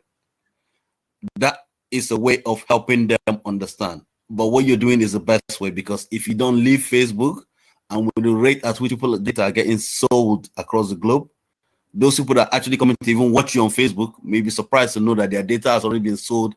How many people logged in? What thing they looked at? They give it to the government, and the government go, okay, these are the people that are actually watching, and their phones are also linked to their BVN. So you're actually saving them without them realizing. Exactly. And that is one thing people they don't appreciate. You don't have to come here and tell them you're saving them, but people don't really understand it. Like me, when I see you broadcasting, I don't even watch you on YouTube. I just log my YouTube. I just come here and watch it, and I just close it. I feel better watching it here because I know my data is controlled by you and you alone. That's right. Absolutely. That is a safer way to live things, because like I do a bit of IT and I'm more aware of what's going on around the globe. Secondly, with regards to your advertisement about NNAMDI KANU and other things, I was thinking, because in London we have tour buses, if we can get like 20 to 40 people with a t-shirt of NNAMDI KANU's face on it, the tour buses are there for the money. We have 4 areas in London. We have West London, we have North London, we have Southeast London. You get like 20 people on each buses. Put them up there. They go around London with the flags on them. We are paying them. They do what we tell them to do. And that will even give us, and they'll have to stop at every key place we want them to stop. Like maybe at the Buckingham Palace, they stop there for 20 minutes. Somebody will make 4 buses standing together. People will ask questions. What are these people doing? They move from there to front of the Parliament. They stop. They move from there to front of Church of England. They stop. They move from there to front of a BBC, they stop. Sky News, Popular, they stop. And at each point, all the people doing YouTube channels are there broadcasting. Before you know it, whether the news channel want to carry it or don't want to carry it, they'll be forced to carry it. Oh, some people came with 4 buses passing us. And before they, we have to carry it too, because if our opposite media carry it, we're in trouble. They will say they protested in front of us instead of showing the one they protested in front of their own. You're making a fight themselves for your own attention. And with NNAMDI KANU's picture on the side of the buses, it's a sticker. Christ Embassy does it every time in London here. We can do it all over Europe. I know IPOP can do it. There's some strategic way of getting attention without actually breaking the law. You use what is available to make it work better. And with regards to other issues in terms of please, before you go further, before I forget, please, can you immediately after this, please, I want you to put this, if you can send me email about this. Very, very important. I will send you a private. I'm also meeting with my local labor chairman where I am in London. I'm having a meeting with them next week. I'll be discussing this matter. I'm not an IPOP member, I'm not anything, but I like what you guys are doing. You don't have to be a member to support. That thing, that pressure you're putting where you're putting, with other pressure other people are putting in other places, before you know, it will become something big. I'm also trying to contact people doing rally in London on the 31st of July, which is on a Saturday. But I've told anybody that's going, go Monday, go Tuesday, go Wednesday, any day you can go, just go. Please, I know, but please, this one is what you just said now is very important. Can you send me a message? I need to know, what could be the modalities for this, how to get this thing done. I'll even give you the number of the buses, the bus store companies, everything. If you want in London here, you contact them, arrange everything. All you need to do is strategic locations where they're going to be. You probably have better network than I do in terms of people that live in London. They will tell you where they can get 20 people to come in on each buses and a speaker. And that is it. And this is a very brilliant idea. So I cannot miss this one. I want to, propose it to the people who probably are watching now, but because we have to turn every stone. We need to create this awareness. We need to make everybody in the United Kingdom and other places know what is going on. It's very, very efficient. I won't lie to you, Oga Simon. I agree. I worked with Christ Embassy before. It's easier way. All the structure they're off is a business. As long as you're not doing something illegal, it's not even illegal. It's just something you post in there, and that is it. Yes.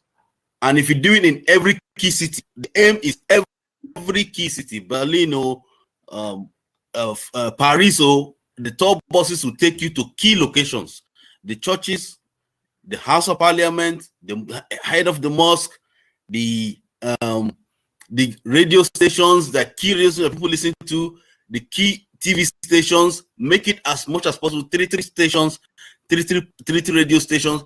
The fact is, once you're coming to the station, when you get there, you make an announcement. But you're moving, you say you're going to the next station. That radio station will send their own reporter to carry it so that it doesn't show on the other person to say that this is why I came to my place. They talk, I didn't carry it. It looks like you're ignoring the news. Yes. And you're making them work against each other. Before you know it, they will broadcast it by themselves. Exactly. Thank you very much, Njoko Kalo. This I believe those who are in the United Kingdom watching this program are taking note. I would also like to to make some inquiry myself. And on this note, there is this our sister Ify from Canada. Ify, if you are watching, our people are still expecting that you send this app. You send this app that you spoke about, the video app on how family will know your way about when somebody if you are kidnapped or something like that. There is app. If you are in danger or if there is a security issue, there is an app you can download on your phone and your family can be able to track where you are. So if from Canada. People are asking this question, and I believe you are watching, right?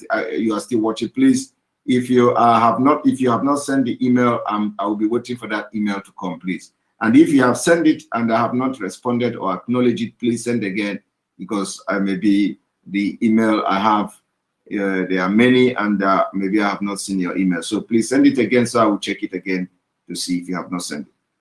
All right, Njoko Kanu, thank you very much for joining the program. Thank you. I will send you a message. I'll send you a message. I don't have your detail, but I'll send you a message privately. What if I can? Privately where? Most likely it's gonna be. I'm gonna have to go through your legal. I'll check on your Facebook now. I can see you have a legal office. I'm probably gonna send you through that. Yeah. All right. Okay. Perfect. Perfect. All right. Thank you very much. Thank you. Have a good day. Yeah. All right. I'm gonna bring you Omo Biafra TV. Omo Biafra TV. You have to send me email. You know, if you are looking for that, you have to send me a schedule. Should I still bring you in? I'm not coming. I'm not coming. You're not coming in. All right. Okay. So I'm gonna bring you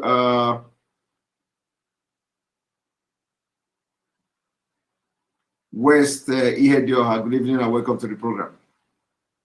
Yeah, good evening, Simon. Yes, welcome to the program. Thank you for having me once again. I'm so happy to hear from Njoko, what he just said. It's great. It's in line with some of the points I have actually made. I have taken time to observe the protests we had, some countries have been having, and I can tell you that there are so many gaps, which I personally would like to talk to you in private. Not every strategy, we don't just have to give out our strategy like that, some of them. However, there is this point I was thinking before now, which is why I said is in line with what Simon Njoko said. I was actually thinking that it would be nice for us to have a brochure. Get brochure and make it carry more information of what is happening. I remember from the beginning, before we talk about this media war, we want to change the narrative that this is what is happening. We want to give them the information. And believe me, not everybody knows what is happening in Nigeria. But if we can have a brochure, just like we used to have when we go to burials, showing people some of the pictures, high level information of some of the key points. A brochure that we will carry the day they invaded our leader's house and all these stuff. I believe this will send a very big message across. Not just going there and free NNAMDI KANU, free NNAMDI. What has he done? Why are we freeing him? In fact, the point now is not even freeing NNAMDI KANU because he must be free. We want our Biafra. So if people know the truth, if people know what is happening, then they will really have to react accordingly. That is one.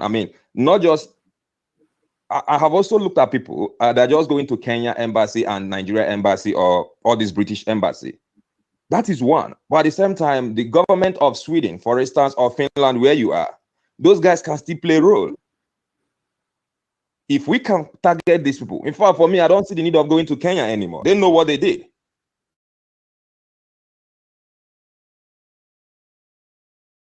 They are one of the fantasy who play more role. And when we do that, we hand over the brochure to them. In fact, we can even have a recorded documentary of some of the things that happen, which I believe will have men who can put that together. Put it in a video, put it in wherever, in a CD, hand it over to them, alongside with the data you just mentioned, which will come from the center. It has to be uniform. In communication, it has to be very consistent. Yes. So this is what I'm thinking from that angle. And that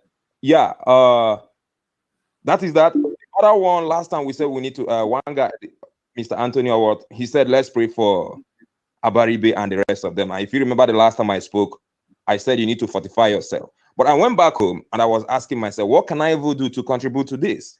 I don't believe in just seeing problem. You need to see problem and try to see solution because everyone can see the problem. We are in a digital age right now.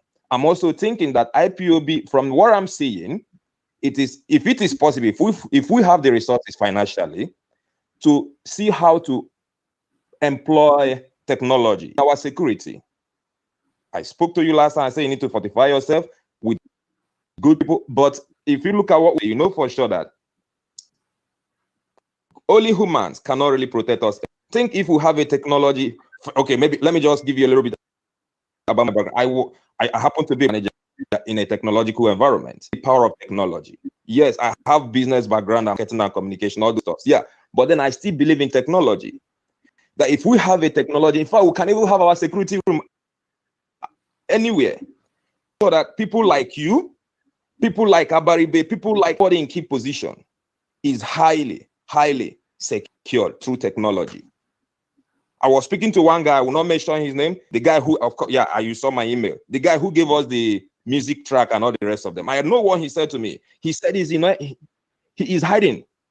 He doesn't come out because he is under attack.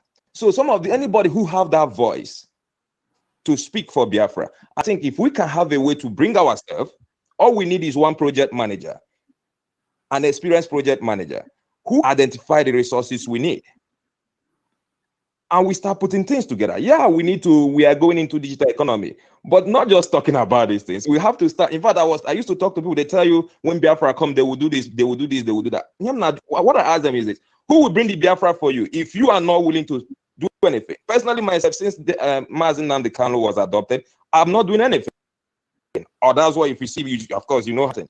I've been doing all I can to work for, because I feel like this is fighting a fight I cannot fight for myself. So it's time for all of us to understand that, yeah, we need to do better. So the area of protest, even the way we communicate, because I've seen some people are carrying picture of Mandela and NNAMDI KANU without anything. What, Katie? People understand why you are even protesting. Go above that. In fact, before then, in the beginning of going soft, the materials have been. I'm trying to go. Even I want to be aggressive. Some people are making it look like they're begging these people. We need to understand that, yeah, you don't beg your oppressors. You need to give them that language they need to understand where you're coming from. So, Nnamuku, when you have time, I know you're so busy, and when you have time, let's try and see what we can do. As a matter of fact, I'm also recommending that based on position, if it is possible for you to have an assistant, you need it if you don't have any yet, because we need to keep moving. When we say something, we need to keep implementing, not just talking about it. What? Anyway, thank you, my brother. Thank you, my brother. Can you hear me? Yeah. Yeah, I can hear you now. All right. Thank you, my brother, for. Yes. Yeah, we will talk privately. Thank you. Yeah. Go. All right. Well, I see there is somebody called Dennis. Dennis, welcome to the program. I have seen your private chat.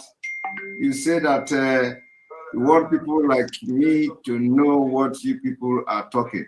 So, Dennis, you are live now. Can you speak? I want you to ask your question for everybody to hear, so that I will address you. Okay, can you hear me? I can hear you loud and clear. Yeah, of course I can speak.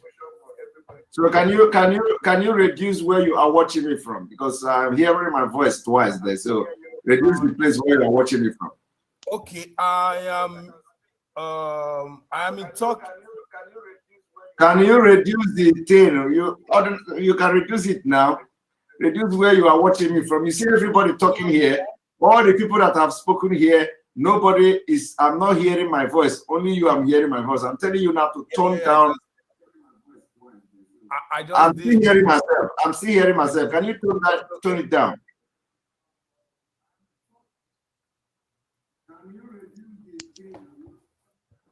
Okay, I just did. Okay. All right. So go ahead. Better now? Yes, I can hear you now. Go ahead. But I can't hear you. You cannot hear me. You must hear me. How can you not be hearing me? Okay, how about now? Is it okay? It is okay. I'm hearing you. Go ahead. Good.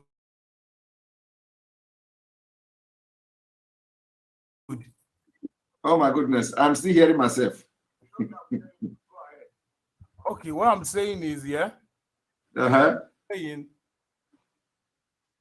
people like me, yeah, that of course I love the ideology, the idea of Biafra, yeah. But I'm thinking we don't see map of Biafra anywhere online. How come? You don't see map of Biafra anywhere online. Yeah. We don't get to see. We see like Biafra's flag, the stories about NNAMDI KANU, everything, but we don't get to see the map of the land. Why? You don't see. So it is the map you are looking for. I'm not like I'm looking for the map, yeah. Because okay. I think to have a country, you need a location like a land, yeah. Then when you have a land, I think you need a population, right?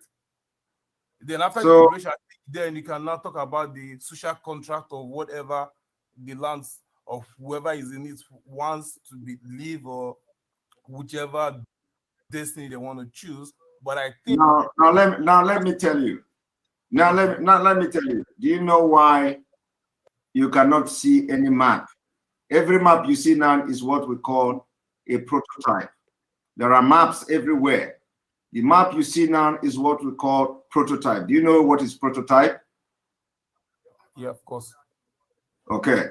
Now, it is a prototype in the sense that the Nigeria Boundary Commission, the Nigeria Boundary Commission has committed the biggest fraud of all time, the biggest fraud during the formation of Nigeria from 1960 till date.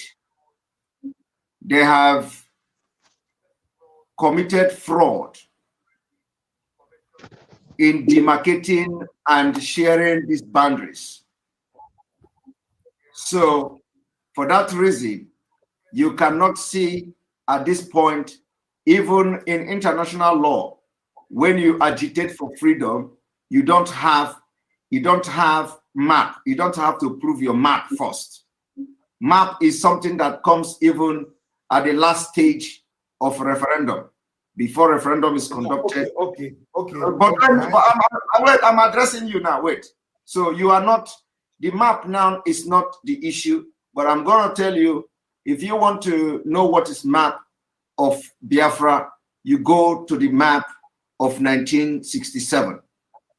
The map of 1967, and for those who may not want to be part of Biafra of today, it is going to be by referendum. Now, I will tell you that before Benue State was created, the part of Benue belonged to Ebonyi State of today.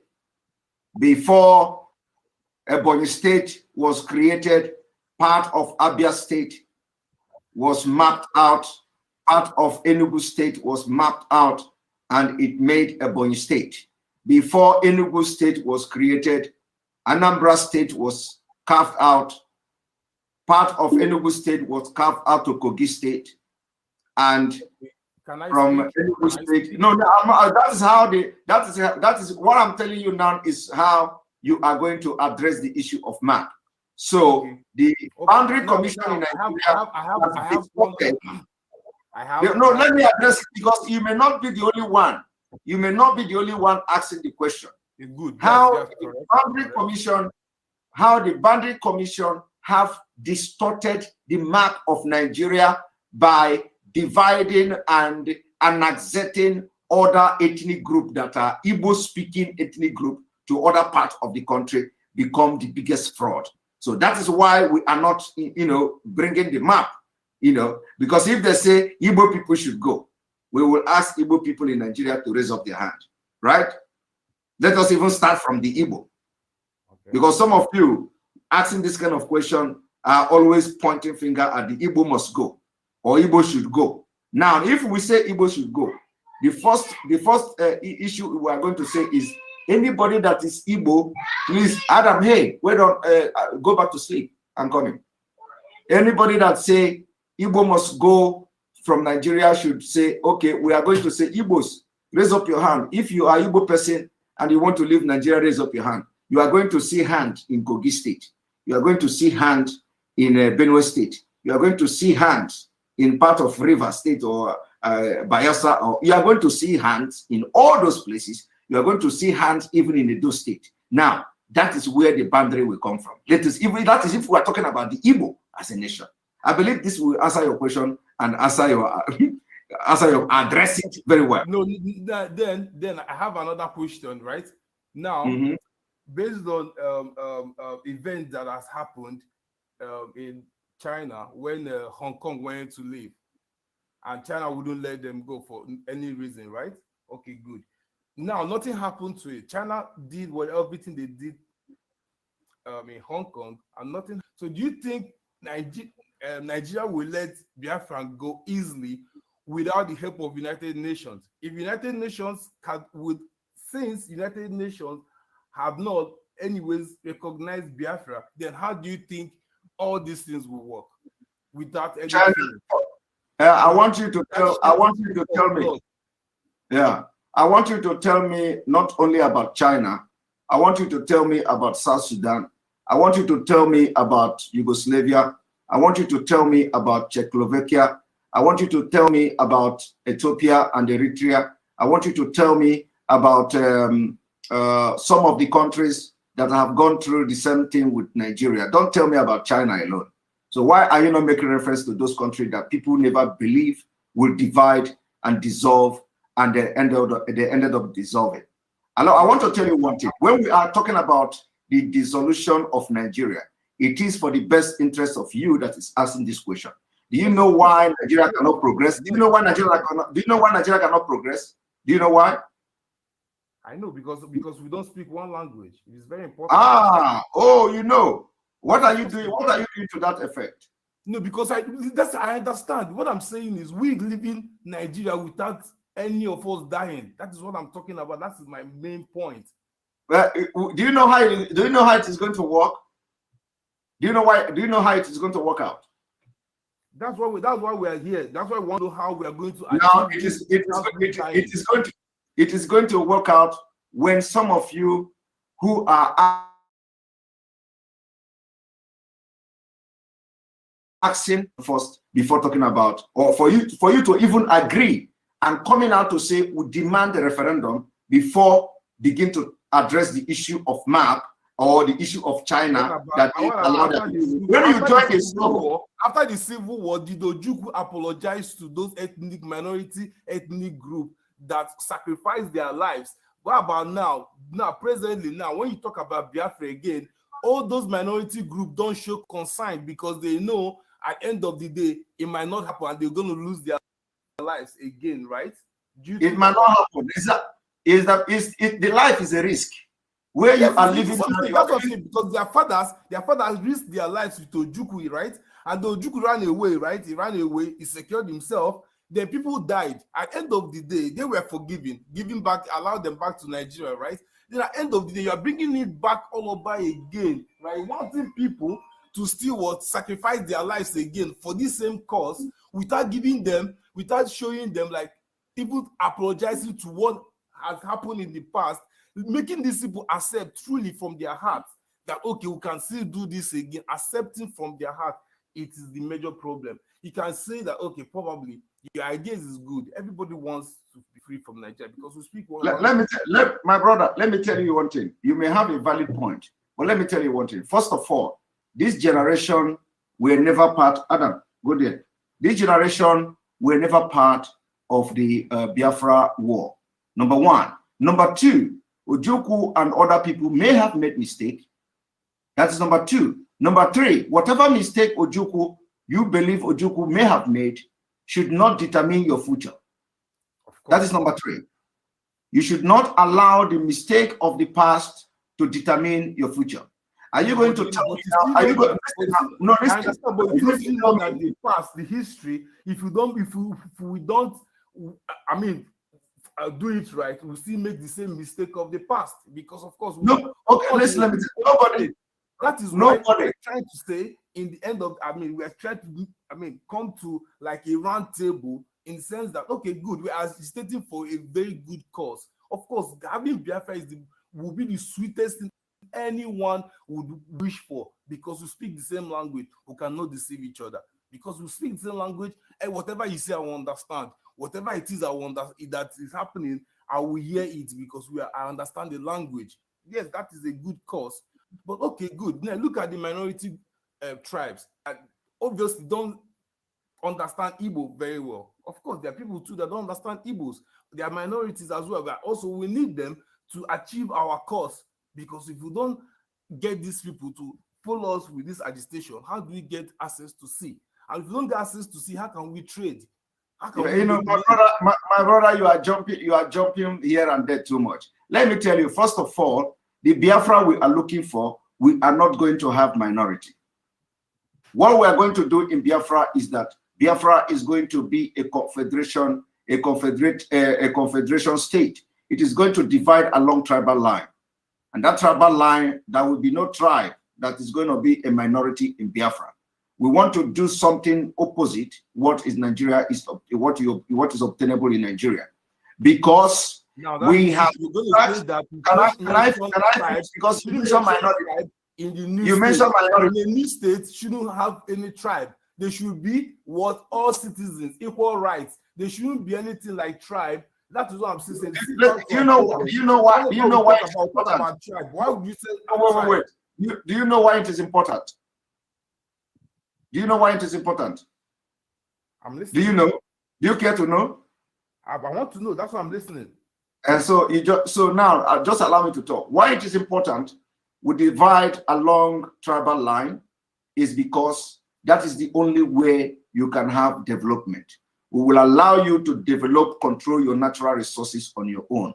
We will allow you to build whatever you want to build on your own. We are going to have what we call a central command system, a central defense system, common defense system, that if you are attacked, you are going to be protected by the central defense system. But the issue of government, you are going to have your own government, you are going to have your own parliament, you are going to have your own law because of this diversity.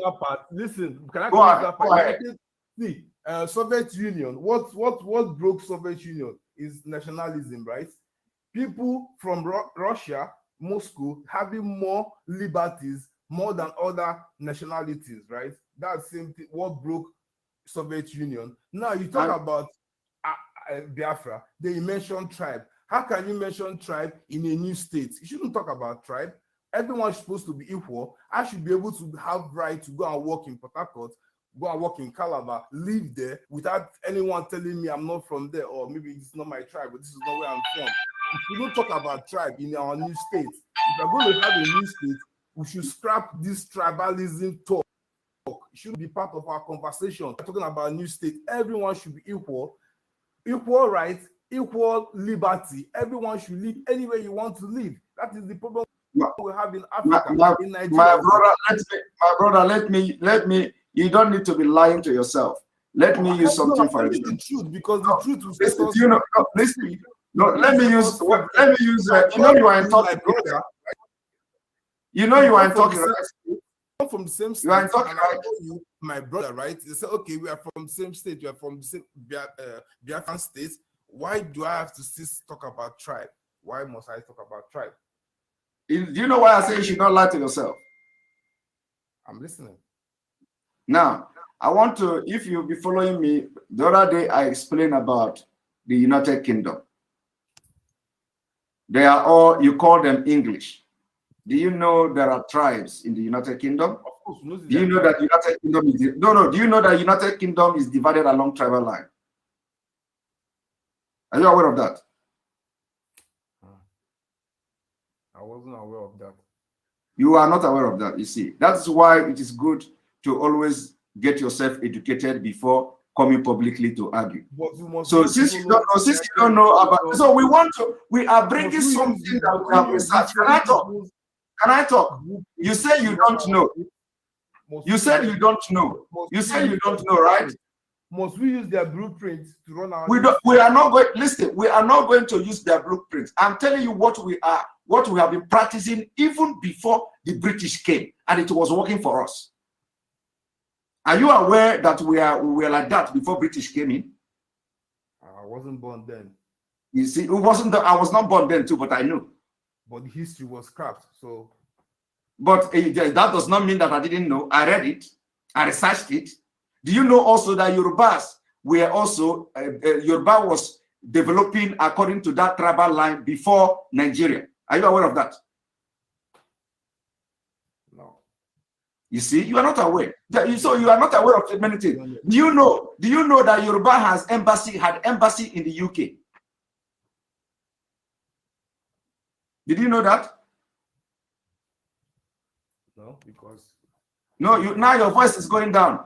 Did you know that Yoruba had their own money? Did you know that Yoruba had their own currency? Did you know? I cannot hear your voice again. No, I'm putting my ear now to hear your voice. Currency, but it Did you? in the stock market. What? Was it there for trade? Was it in the stock market? Oh my goodness! People that have their own embassy and passport. Okay, do you know that Yoruba have their own passport? They used to travel abroad. Okay. Did you know that? You don't know. So what are we talking? There are so many things you don't know. So when we are talking about tribal line, you listen to us because these are things that have worked. We are now and we are following how countries are developing. And when we say this is going to work for us, you believe us. Because if you don't know all these things I'm mentioning now, how then do you convince other people that what we are saying is not going to work? Because you don't know. No, that's what I'm saying. Now, now you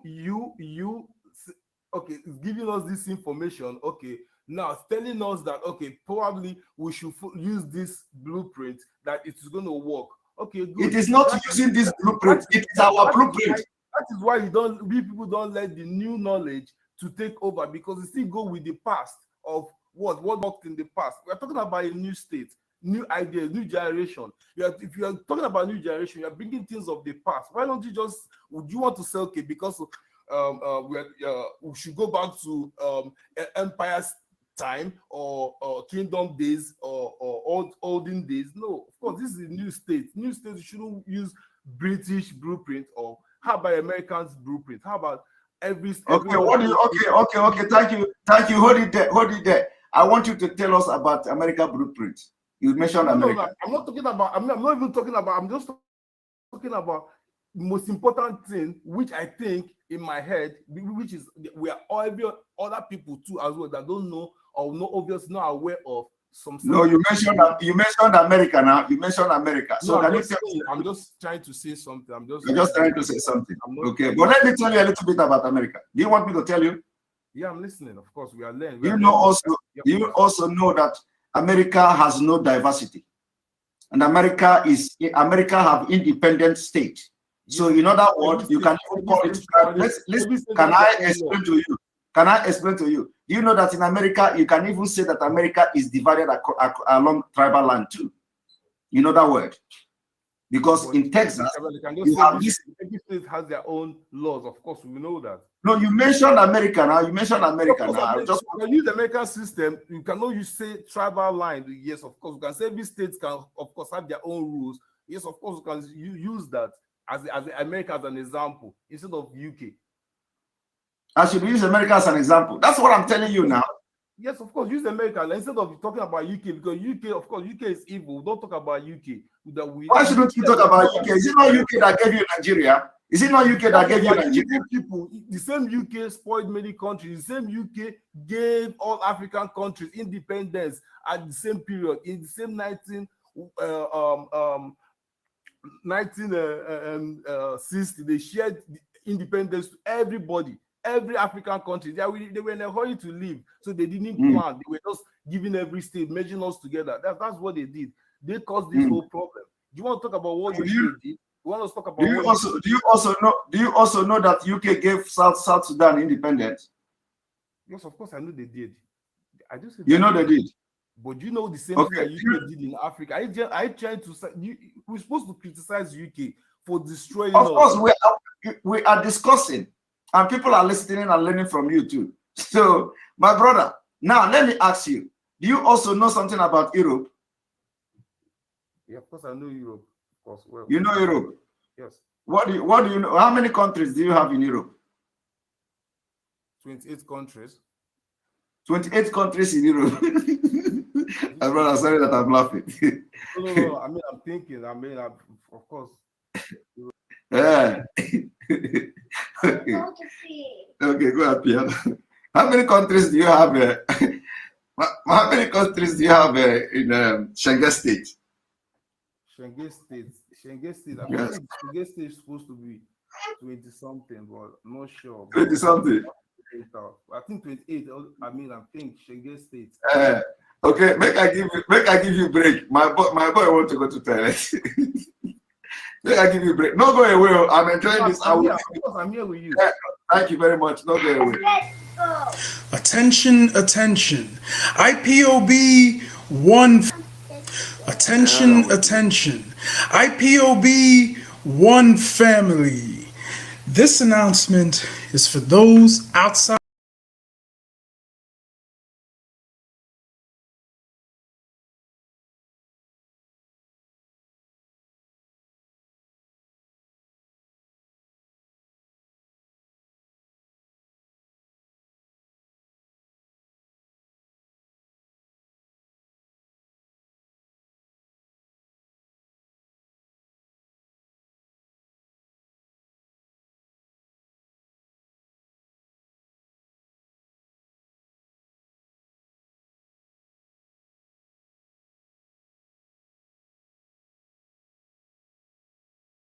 /donate and make your contribution. When it comes to keeping our people safe, every bit counts. After all, the security of our communities is our responsibility. Let's make this happen together.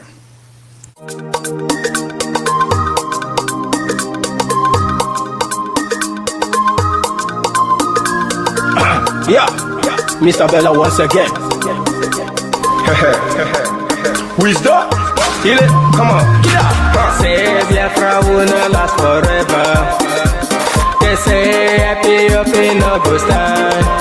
What did they know? What do they see? What do they see? If you give me a gun, I will shoot them aside.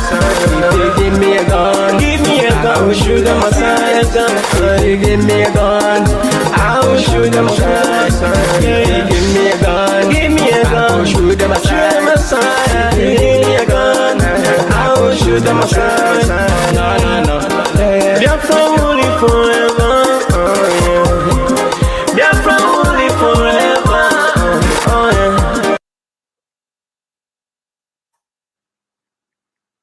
All right. Good evening again and welcome back, my brother. So are you still here? Yeah, I'm here with you, bro. Okay. So have you been able to search something? Yeah, of course I checked. I mean, the EU members, I mean, there are 27 countries, correct? Have you searched? No, of course I tried to look it up. I mean, I see EU members, they're like 27 countries. I mean, I'm not talking about the Europe as a whole, because not all Europe are members of EU. Okay, not all Europe are members of EU. I mean, not all European countries are members. I mean, they are members in the European Union, of course. Okay, so you have been able to check that? Yeah, of course I know. No, I don't need to check that. You know, okay. Do you know the reason why they are not all of them are member? Yes, of course I know, of course. Because what is the reason? Religion and some other issues. Because of what? I mean, religion, and also some states, obviously, like Turkey, will never allow EU to come into their affairs, just like is it Turkey that will never allow, or EU that will never allow Turkey? Which one? Turkey will never allow EU also, and also EU does not want Turkey because Turkey is also allowing their more than most European countries, so they'll have more members in the parliament. So that's why. Okay. Yeah. So do you know why it is like that? Yeah, because of course, I mean, Turkey is an Islamic state, so of course Europe don't need that. Europe don't need that. Yes, Europe don't need like things like that, of course, and also Turkey, which will never allow European Union, obviously, to interfere with their affairs. I mean, okay. But are you aware how many times Turkey have applied to be part of EU? Yeah, Turkey wants to join, yes, but they still have their own reasons why Yes, because there are terms as well to be a member. Of course, the bank you have to also Turkey also wouldn't want so many things. Even the banks, of course, you know what goes down in Turkey. Of course, you know Turkey will not allow all those things. Okay. Now let me tell you. When you as you are in Turkey, what language do you speak there? We speak Turkish. Turkish. Yes, of course. Huh? So you mean everybody in Turkey, all the people in Turkey, they speak Turkish. They don't have any other language. Everyone in Turkey speaks Turkish. What is the population of Turkey? Like I think 90-something million. 90-something million. You think? This is why you have been giving me wrong information. How can I believe it? I think 87 million. 87 million. Europe, Germany is bigger than Turkey. So Turkey should be like 86 million or 87 million. I can't think. You don't know the population of a country where you are living, the of place course, where Turkey you can never be more than 8-something million. I mean, if I check population of Turkey, it cannot be more than 8-something million. My brother, problem there. So you don't know not the population of the country where you live. You don't know. I mean, how can I know the population? I have to search it. I have to search it. How is okay now? It says Turkey is 82 million as for 2019 last census. Yeah, 82 million. Okay, now let me ask you again. I'm close. Let me ask you. Turkey speak Turkish. What language do you speak in Nigeria? That is the problem. That I understand where you're coming from. Is it a problem? You understand where I'm coming from. I know. I never understand. I see. Listen, I never said that we should be one because of what the language barrier is most.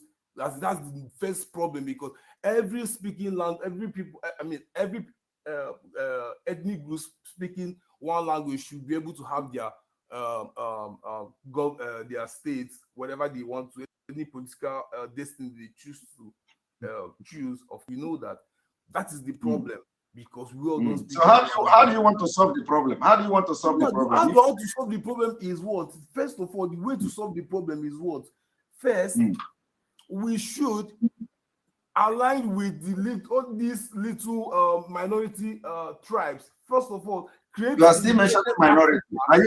United Africa for us, all of us, one that can favor all of us, because we cannot say only Igbos are Biafrans. You can't say only Igbos are Biafrans, because Igbos, not, of course, we know there are other people too. Well, that is exactly what we are saying. We are not saying that only Igbos are Biafrans. And that's why we say, if we say we know that no Igbos are Biafrans, do you know that? Okay, like Governor Wike would always say, he doesn't support IPOB. But you have not told me what you said. I mentioned language. I asked you how many languages do you speak in Nigeria. You said that is the problem. Which is the problem, but I know is the problem. This is our okay. So what is the solution? What is the solution? The solution, everybody should separate, go their way. That is the perfect solution. But the thing is, do you think, economically, that if we separate, we all will be like, our states will be rich enough to compete with international market, international community? That is what I'm thinking about. Now, what I'm thinking in my head is, well, okay, good, it's good to separate. If Oduduwas go their way, they are in a perfect position, because they've got sea. It's not questionable, because Lagos is their land. You cannot question it. Northerners will never accept, because they don't have sea. That is one thing that Northerners will never accept. First, they don't. How would they make money? Of course, you know that people will die. They will never let that go. We know that. Okay, how do we do it? Diplomatically, that no one will die, everybody will separate amicably, there won't be any bloodshed. That's what we are talking about. How do we separate without fight? Because these Northerners will never let Oduduwa go, because they need that spot. They will never let Biafrans go, because they need the land, what we have. But you know that dividing is the solution. But your concern now is that they will not let go. That's what I'm saying. They will not let go. That's what my concern is. How do we get our people to go freely without fights? Like Turkey, like right now, like you talked about Turkey. Turkey is doing very well. Turkey don't give a fuck about Europe, because Turkey makes their own money. Turkey produce. They have their own industries. They have farms. They make food. They have industries, so they produce whatever they need. You know, they have the. Do you know now? Okay, thank you. Do you know why? Do you know why Turkey is doing well, like you said? Yes, because Turkey didn't follow what the US planned for them. Do you know US planned Turkey to be farm for US planned Turkey to feed Europe but Turkey said no. They want why then do you agree to what British want you to be? To the extent now afraid of the North. That's why I'm just saying to fuck British. For whether they want us to be fucked, they don't need them. All we need is what our people to decide what we want. But how we get what we want? How? Who are our people? Who are our people? Are you not part of it? I'm a part of it. Of course, I'm 100% Igbo now. 100%. 100%. I don't have any other place. Are you sure? Or you speak Igbo? Make I hear. I want the more about Igbo now. 100% now. 100%. Which part of Igbo are you from? No, which part of Igbo are you from? Anambra State. Which part of Anambra? Idemili. I no agree. I didn't believe my battle now. I know go believe you. Well, see, let me tell you something. Let me tell you, we all that studied abroad, we know one thing, You studied abroad. Which place? I studied here in Turkey. In Turkey? Huh. Oh, wow. It's been a while, of course. It's been a while since, of course, we've not see. It's been a while because listen, brother. Let me tell you something. Even in Nigeria, let me tell you, our country, Nigeria, is a failed state. We all know, of course. There's no way our country will be good because of what? These tribalism issues. If you go to all the ministries, check commissioner of police in every state, even in my own state, Anambra State. Commissioner of police is an Assaman. How? Yes. Okay, my brother, again, let me tell you one thing. You said that you are from Mabatete, I wouldn't have wasted this much time with you. I was thinking, where I was thinking you are. There are a lot of us that need to know some certain things, some certain fact about what we are fighting for. That is what I'm talking about, because like we are fighting for a cause, right? We are fighting for a cause. Good. We are fighting for one cause. We want our own state because of what we know. We speak the same language. We can manage our resources better. Good. But then also, we also know that there are other people that we need that don't speak the same Igbo, that they don't speak Igbo. But we need them because we need them because they have sea. They have access to the sea. We need them. There are also the other parts that still don't speak Igbo. They still got other natural resources that we all need each other. Even who told you that we don't have sea? How do you have sea? How do you get to sea? The other people that live there, they don't speak Igbo. How do you know that? How do you know we don't have sea? No, I think the Igbo land I'm talking about, the Igbo land. You said you are from Anambra. Yes, now. And do you know that River Niger can be dredged? River Niger can be dredged, of course. We all know that. If you all know that, why do you then say you don't have sea? No, I'm not. What I'm talking. Okay, now if oh God, come on, see, bro. What I'm talking about is why I'm asking this question is that I'm even beginning to suspect whether you are an Igbo, because I was thinking that you are from a different side, because any Igbo man will be answering me differently. That's why I'm asking, are you sure you are from Abatete? Yes.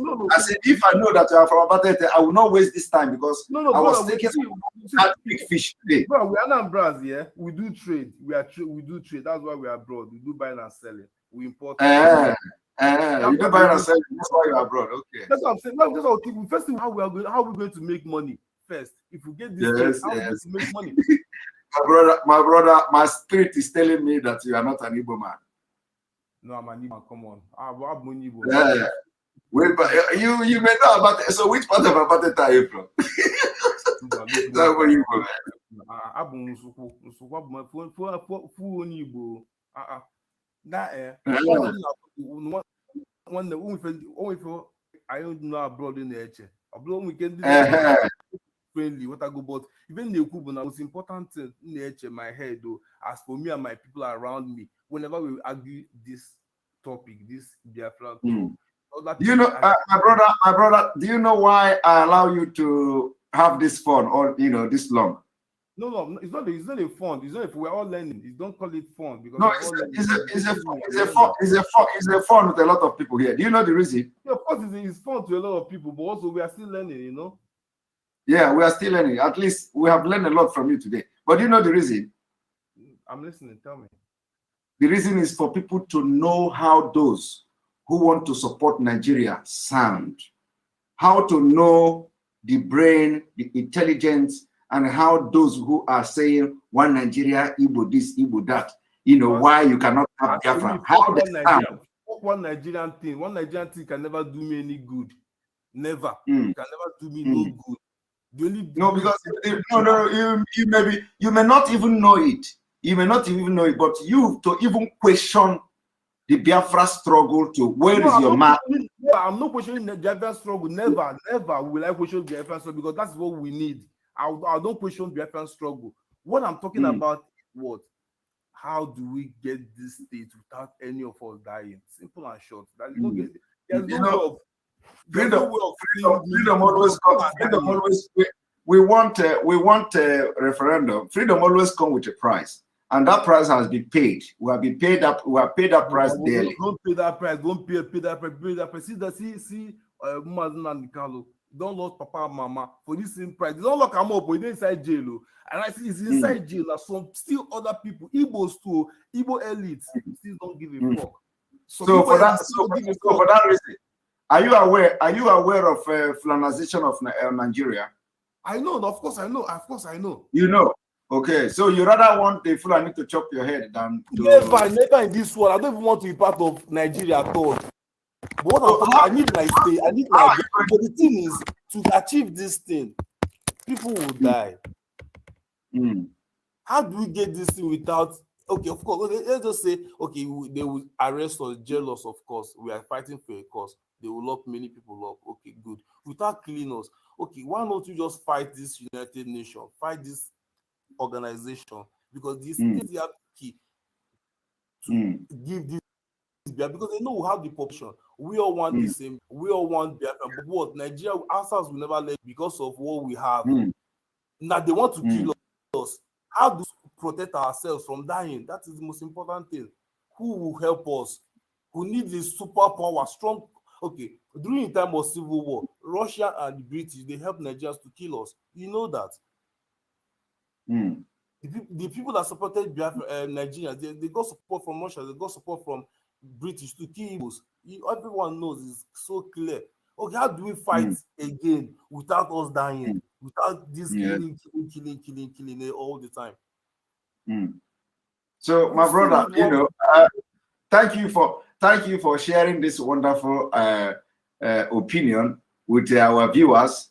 People have now listened to those and how those who question Biafra struggle, whether directly or indirectly, how they reason.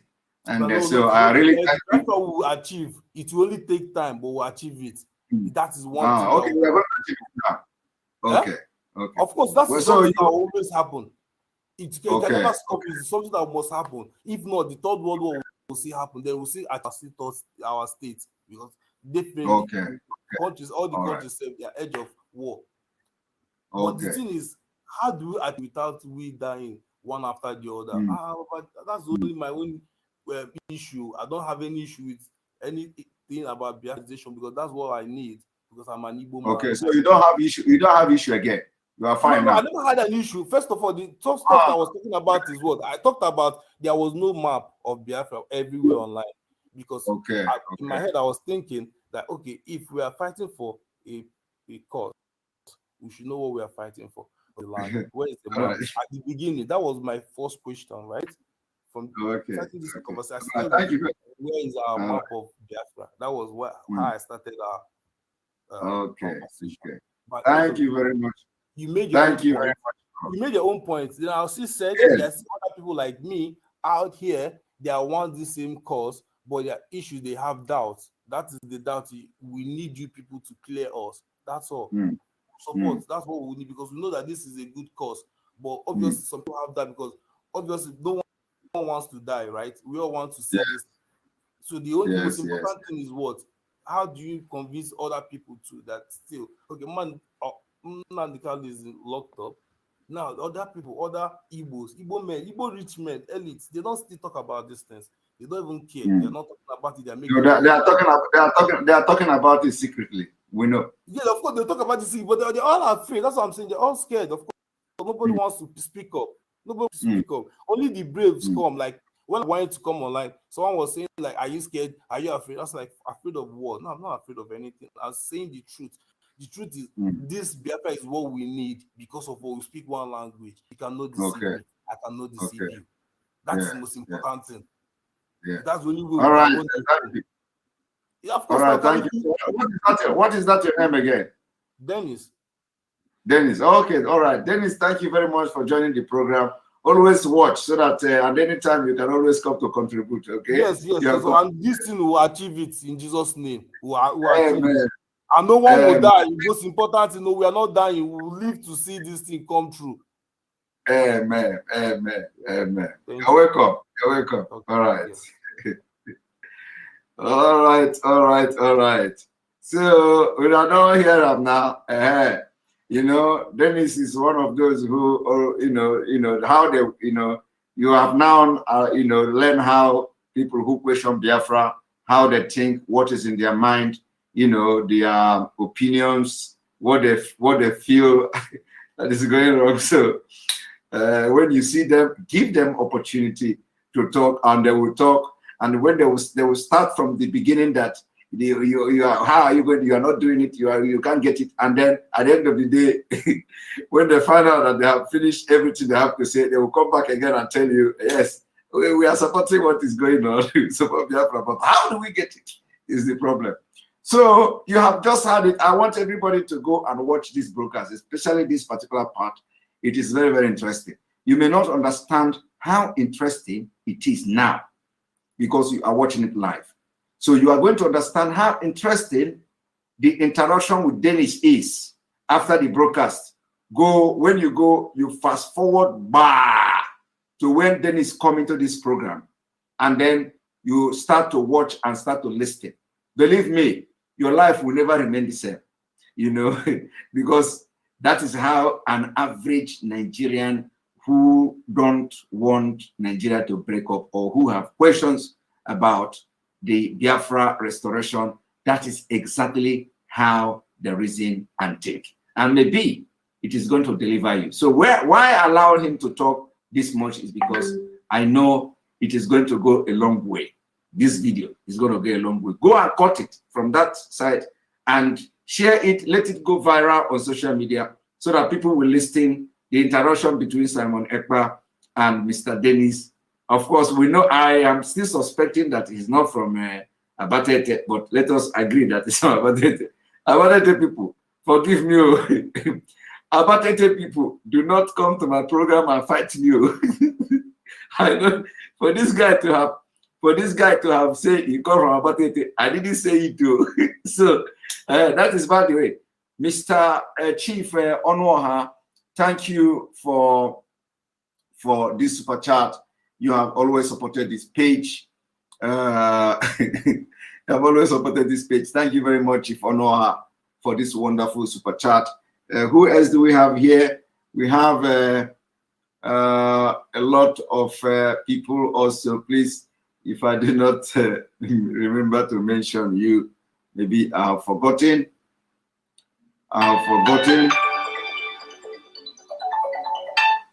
One moment. Those of you who have made super chat and I don't see your super chat, please forgive me, but I think there are so many people who have made super chat and I didn't see them here. I think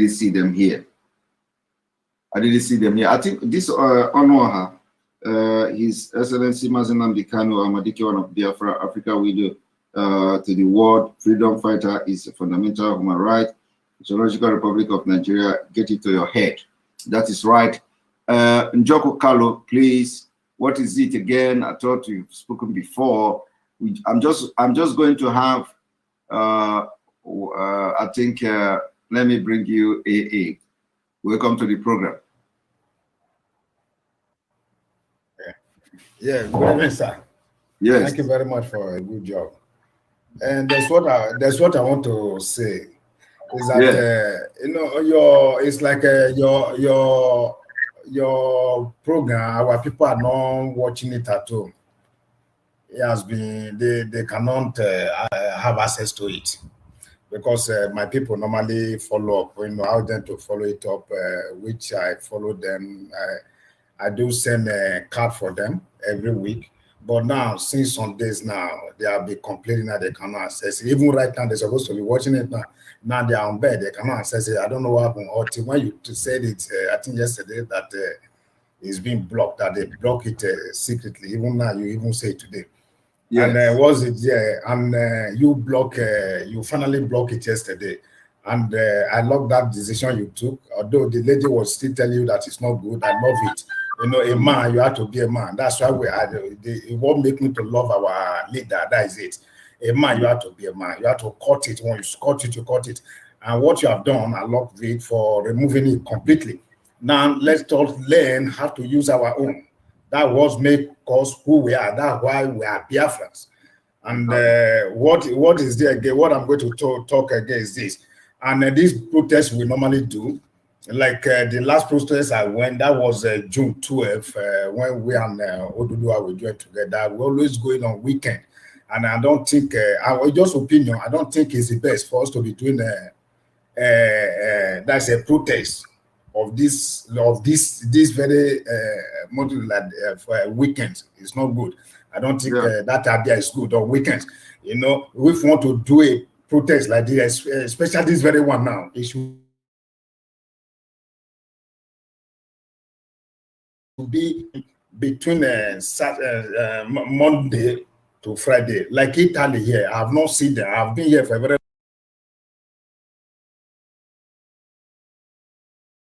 long time. I have not seen them organizing their protest weekend. No, they do protest, but it's not on weekends. It's working day. You see police regarded everywhere. You understand, everywhere with food. You understand, everything distracted. You understand, but the way we do our own, I've been following it up. I don't think it makes sense. Every weekend. No, it doesn't make sense because there's a particular people we want to involve. There's people we want to speak to.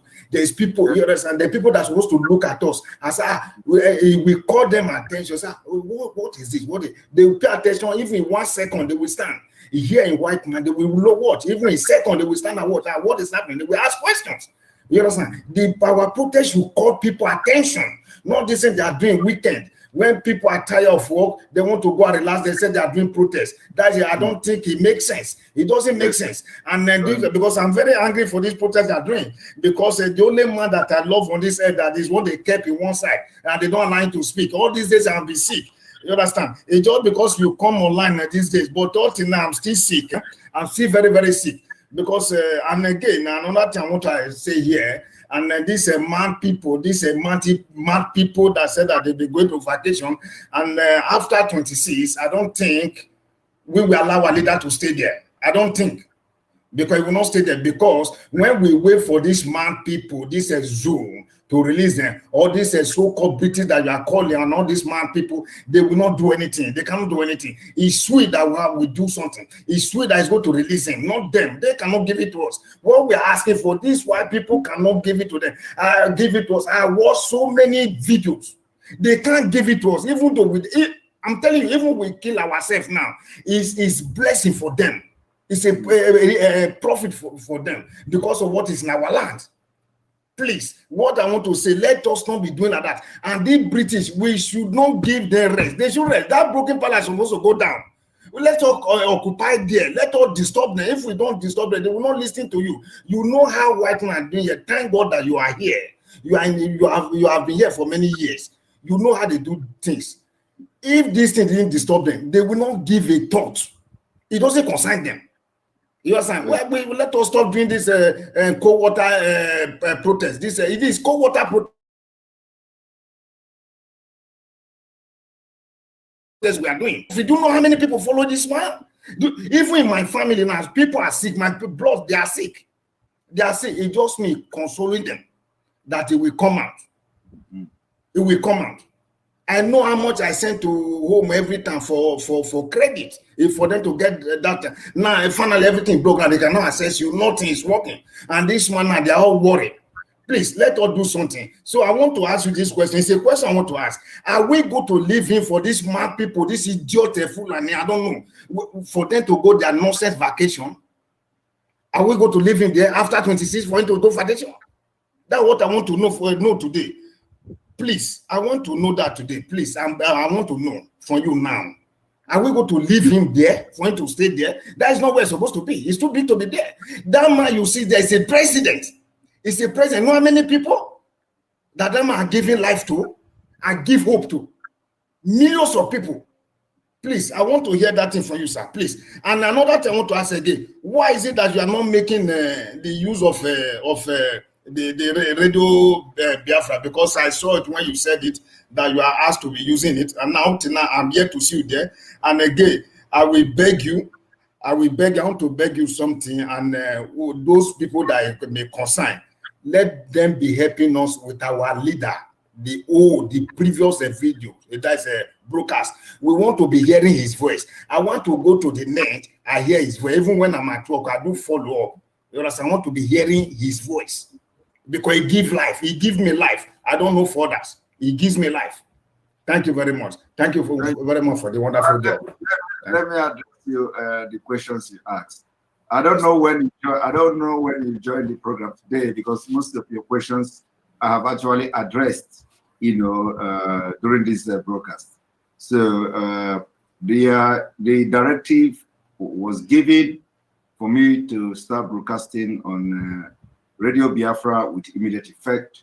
Of course, for one reason or the other, maybe technical reason or the other, the people are still doing some mathematics, so that one is still pending, so depending when these technicalities are fixed.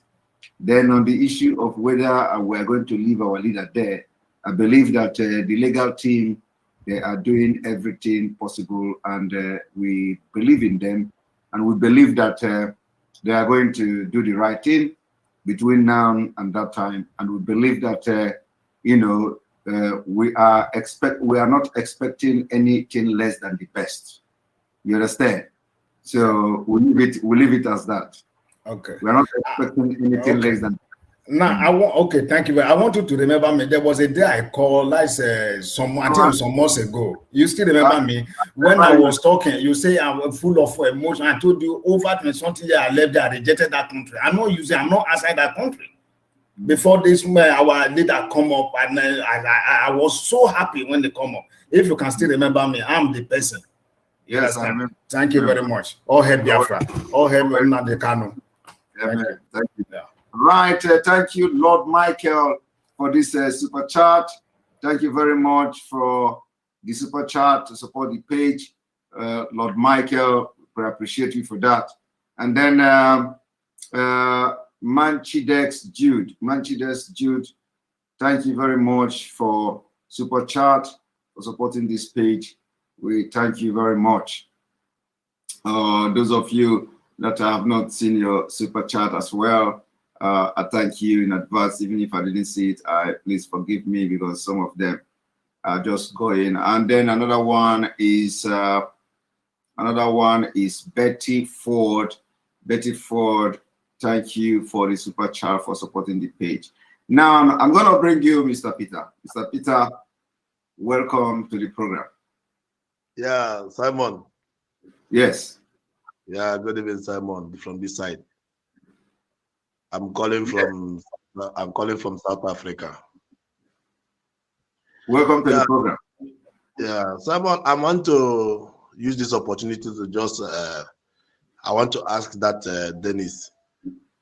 That Dennis, he said that Ojukwu did not apologize for letting people die for nothing. Now I want to ask him. Now Ojukwu went to Abuli to ask for a referendum, right? After then, they deny him that referendum. Now Nigeria wake up to ask for that referendum. Them and the Ojukwu, who's supposed to ask apologies from each other. Yeah. Now, this guy is saying that he's staying in Turkey. He doesn't know that people managing what they get in the state, in their state, is more important than federation managing the state. Okay, now, don't you know that he was given as an example like in Wike. Look at Wike. There's a refinery in River State. It's not working. There is a seaport. There's a seaport in Ugwocha. It's not working.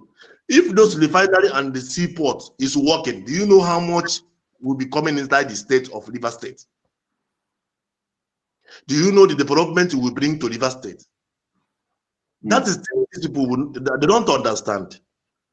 Most of them here, we are telling them, they say they are from Delta, Niger Delta, this one. So now the Fulani man tell you that the Igbo man is coming to conquer you. Is your problem? And they divide you from Igbos.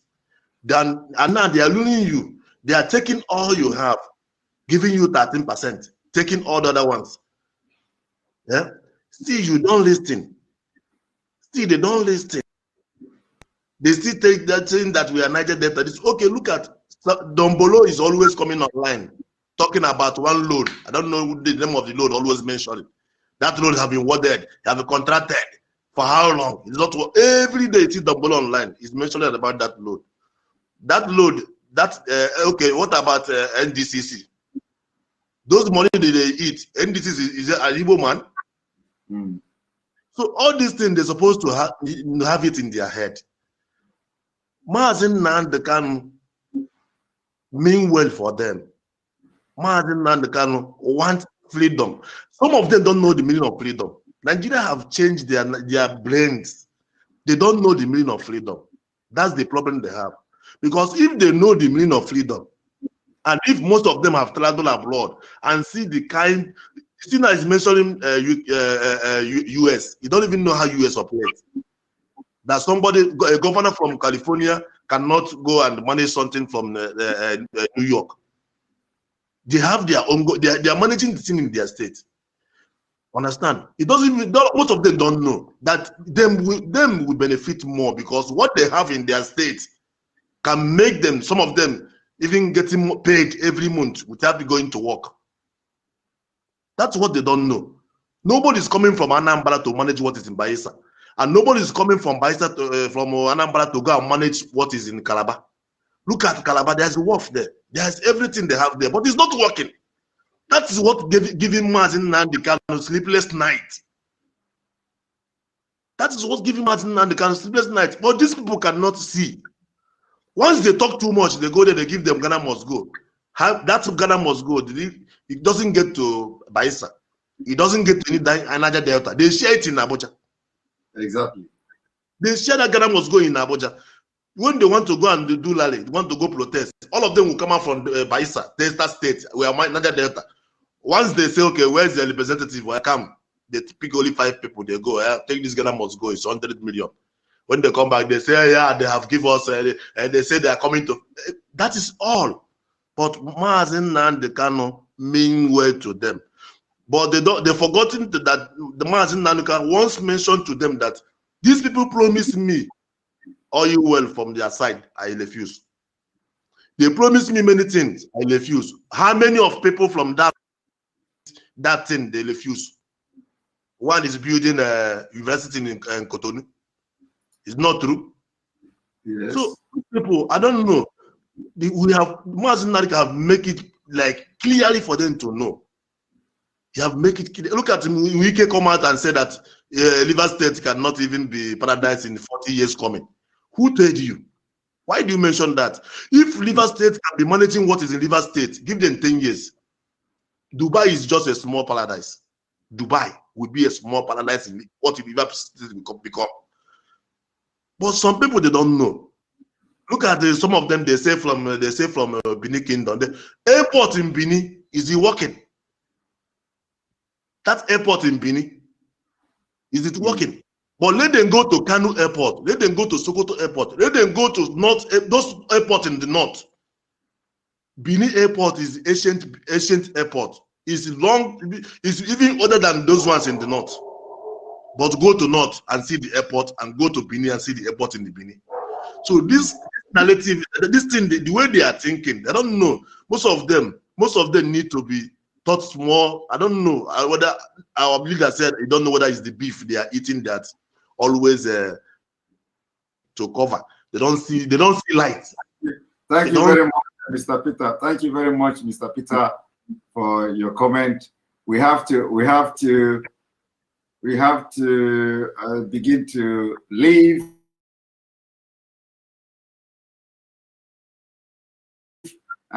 from this end where I am broadcasting from. So thank you for your contribution today. We appreciate you. And those of you who could not, Cassie, good evening and welcome to the program. Hello. Oh, hi. Can you hear me? I can hear you. Welcome to. Can you make it very briefly, please, so that everybody will just go after you? Yeah. So this is just to address the guy called Dennis. You know, this Dennis again. No. So the thing is that we looking for freedom. We have to make up our mind of what we want. Do we want a total domination and colonization by Fulani? Because okay, and I hear a lot of people saying it's impossible, they can't do that, it's modern time. If you look at the map of the Northeast, the places that are predominantly, the Sharia states, these are where the Fulanis are predominantly docile. These are Hausa states. But over time, over years, they've eroded those places. So they can do it to anybody because they have the weapons and they have, the backing, because a lot of powers back Nigeria. And if you're backing Nigeria, you indirectly back, the Fulanis. So we need to make up our mind if we want our names to be called Abdullahi, Musa, Muhammad in the future, or if our children should be called out, or if we want the erosion of the Igbo language and Yoruba language, for Fufu Day. Then there's another thing I heard and read. As you are speaking, Kasia, let me, as you can see on the screen, you are seeing ranking by area. Ranking by area means the landmass of Nigeria state. So I want people to understand and to see how the Fulani have taken the land, through the boundary commission. Yep. Now I want you to see the scam here. Niger State 76,000, Borno 70, Taraba 54, Kaduna 46, Bauchi 49, Yobe 45, Zamfara 39, Damawa 36. Are you see how it is going down? Yes. Kwara State 36, KB 36, Benue 34. Are you see how it is going down? Plateau 30, Kogi 29, Oyo 28, Nasarawa 27. Do you see how it is going down? Yes. Sokoto 25, Katsina 24, Jigawa 23, Cross River 20. Do you see how it is going down? Now, the ones that are lowest are from the middle belt. Now, you go down to the southeast. Are you seeing that? The eastern region. From Jigawa, you go to Cross River, you have 20,000.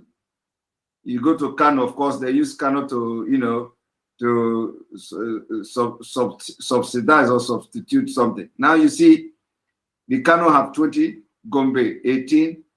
Now let's go to Edo State. Edo is 17, Delta is 17, Ogun is 16, Ondo. We have not entered Southeast though. Okay. Ondo is 15, River is 11, Bayelsa is 10, Osun is 9, Federal Capital is 7. Now let's go to Enugu. You see that? Enugu is 7, Akwa Ibom is 7, Ekiti is 6, Abia is 6, Ebonyi is 5, Imo is 5, Anambra is 4, Lagos is 3. Now, what they are not telling you now is that from this Anambra was carved to part of Kogi. Yes. You understand that? Part of Kogi. Like very deep into Kogi. Then this thing, the Ebonyi State was carved into part of Ebonyi State carved into Benue State. Very deep. So all the states you see, the Abia, Imo State, for example, part of Imo was carved into rivers. River State, yeah. Deep into rivers. So this is the fraud here. And then also, not only from this place, but when you look at the map of Nigeria, you are going to be shocked when you see the north taking the entire space. And then you see, that's why they say the dot, thinking that it is all about landmass. You understand? If it is about landmass, they should go and check the Israel today. You know, it is not about landmass. Most of the countries that have small landmass or whatever they call, you know, they even have more economic power than those nations with 200 million and something, and all of them are empty head. That's what I just want to show you. So go ahead. Oh, sure, no problem. And again, talking about where he said we should forget about ethnicity, you cannot. The Canadians, they respect the French ethnicity, and that's why they gave them their own zone. Now, US is a very unique country because of the way it came into, you know, existence, the whole conquest and everything. They're very unique. If you look at Europe, those guys are actually broken along ethnic lines. And most of the guys that are not broken along ethnic lines have a function, have a way to respect everybody's, you know, ethnicity, especially like Switzerland, which has, I think, whether 4 or 5 ethnicities. They have a modus operandi. Most people that have like ethnicity, they are either divided now or they're managing with just 2. Just hold it there. Now, when you mention Switzerland, a lot of people should understand the system in Switzerland. Yeah. You know, they have different laws there. Yeah, like the 5 VPs and all that. Yeah. Yes. So people should understand the difference and why the Switzerland is what it is. Yeah. Okay. Now, like, I'm kind of happy now because when I'm watching channels on Arise News, the people that are coming out, they're coming out with more boldness. Before, they used to come out with more boldness, but now KANU has been arrested. A lot of things are still being said, but people are kind of being apprehensive because the truth is, whatever injustice was done, MAZI used to talk about, like he used to trash it out in his show and bring it to the limelight of every Nigerian. Recently, I was just watching one program on channels, and I was really happy about this brave guy on Channels TV. Like, if you look it up, his name is Ononuju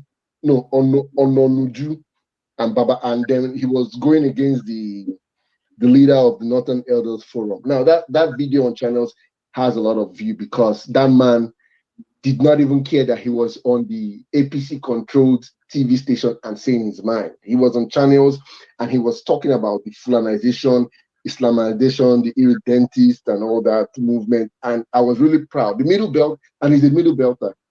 The Middle Belt, is another guy came on Arise TV to say the same thing.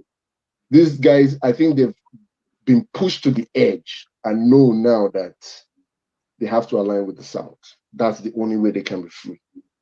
They have to align with the South. And there are many people, even though I go on Twitter and I see people going against it, there are many people that really shock Nigeria, like the one Nigerian proponent. If this thing goes to a referendum, if it's less than 95% that wants to go, that wants to break away from Nigeria, I mean, that's not a good pass mark. There are a lot of people that are very silently supporting and praying that Nigeria breaks up, but they don't even want to put it on their Twitter page because they have a lot of followers. People are looking at them as, you know, socialites. You know, you cannot be looked at supporting the solution of Nigeria.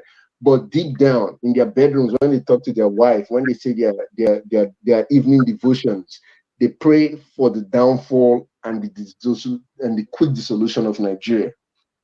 So we all need to rally around. For those of us that have the mind to come online and speak about it, that's fine. But you need to understand that there's some people back home, they can't even, you know, speak. Because right now, Serap just even put out a tweet. The Nigerian government, or whether parliament or house or something, they're about to put 4-point-something billion to track calls, to track your text messages, like WhatsApp and everything. So it's beginning to get to that. Like the call, the yearning for secession is beginning to get to them. Now, if they can do that, I don't know, but that's quite a lot of money to sink into that. Instead of them sinking that into fighting fighting terrorism and banditry, they're trying to suppress people, trying to talk against banditry. Like, to me, Nigeria is already finished. It's just in the last lap. I'm just trying to take as much glucose to see whether I can make it or make it to the final line and all that. But it's already gone. But this is the best time. This is in 1993 when the Yorubas really wanted to leave. It was based on Abiola, but right now I think this is the best time, especially after Miyetti Allah said what they said, whether yesterday, that they must, in order for the South to have a presidency, they must be given grazing routes. That is to me, that's a clear declaration of war or splitting against, you know, the South. So, but if anybody is still supporting one Nigeria, like, you really need to do special checkup on yourself. You know, you really need to check yourself very, very well, because the country is over right now. And then finally, we go about talking about the release of NNAMDI KANU. Now, we're doing our own part, reaching out, you know, trying to make this thing go global, but we are not yet at the level at which the native media movement. Now, what any neutral person that doesn't really care about one Nigeria or the dissolution of Nigeria or Biafra or anything, whatever they're going to look, if the news that only comes to them is he jumped bail, but only people in the struggle know why he jumped bail. Like, if you listen to Arise, they will say, oh, after he jumped bail, he's a fugitive, but they never really tell you. It's only, I think there's one Akwa Ibom lawyer that has gone far, like, that has tried to correct that notion that, yes, this is why he jumped bail. Like, you guys need to give the full picture. We need to, on our own individual part, we need to start pushing that narrative aggressively, because most neutrals that are trying to become sympathetic, they'll be like, okay, the guy you want us to even help you fight, he jumped bail. But most of them don't know the reason, and they may want to just quickly go against it. So we need to start pushing that narrative whenever Kanu's name is called. We need to start pushing the narrative of what the Nigerian government tried to do to him before his appearance in court in 2017. So, thank you very much. Sure, thank you. Sure, you're welcome. All right, now we have to bring the broadcast to an end. Remember, we've sit here for almost 4 good hours. 4 good hours.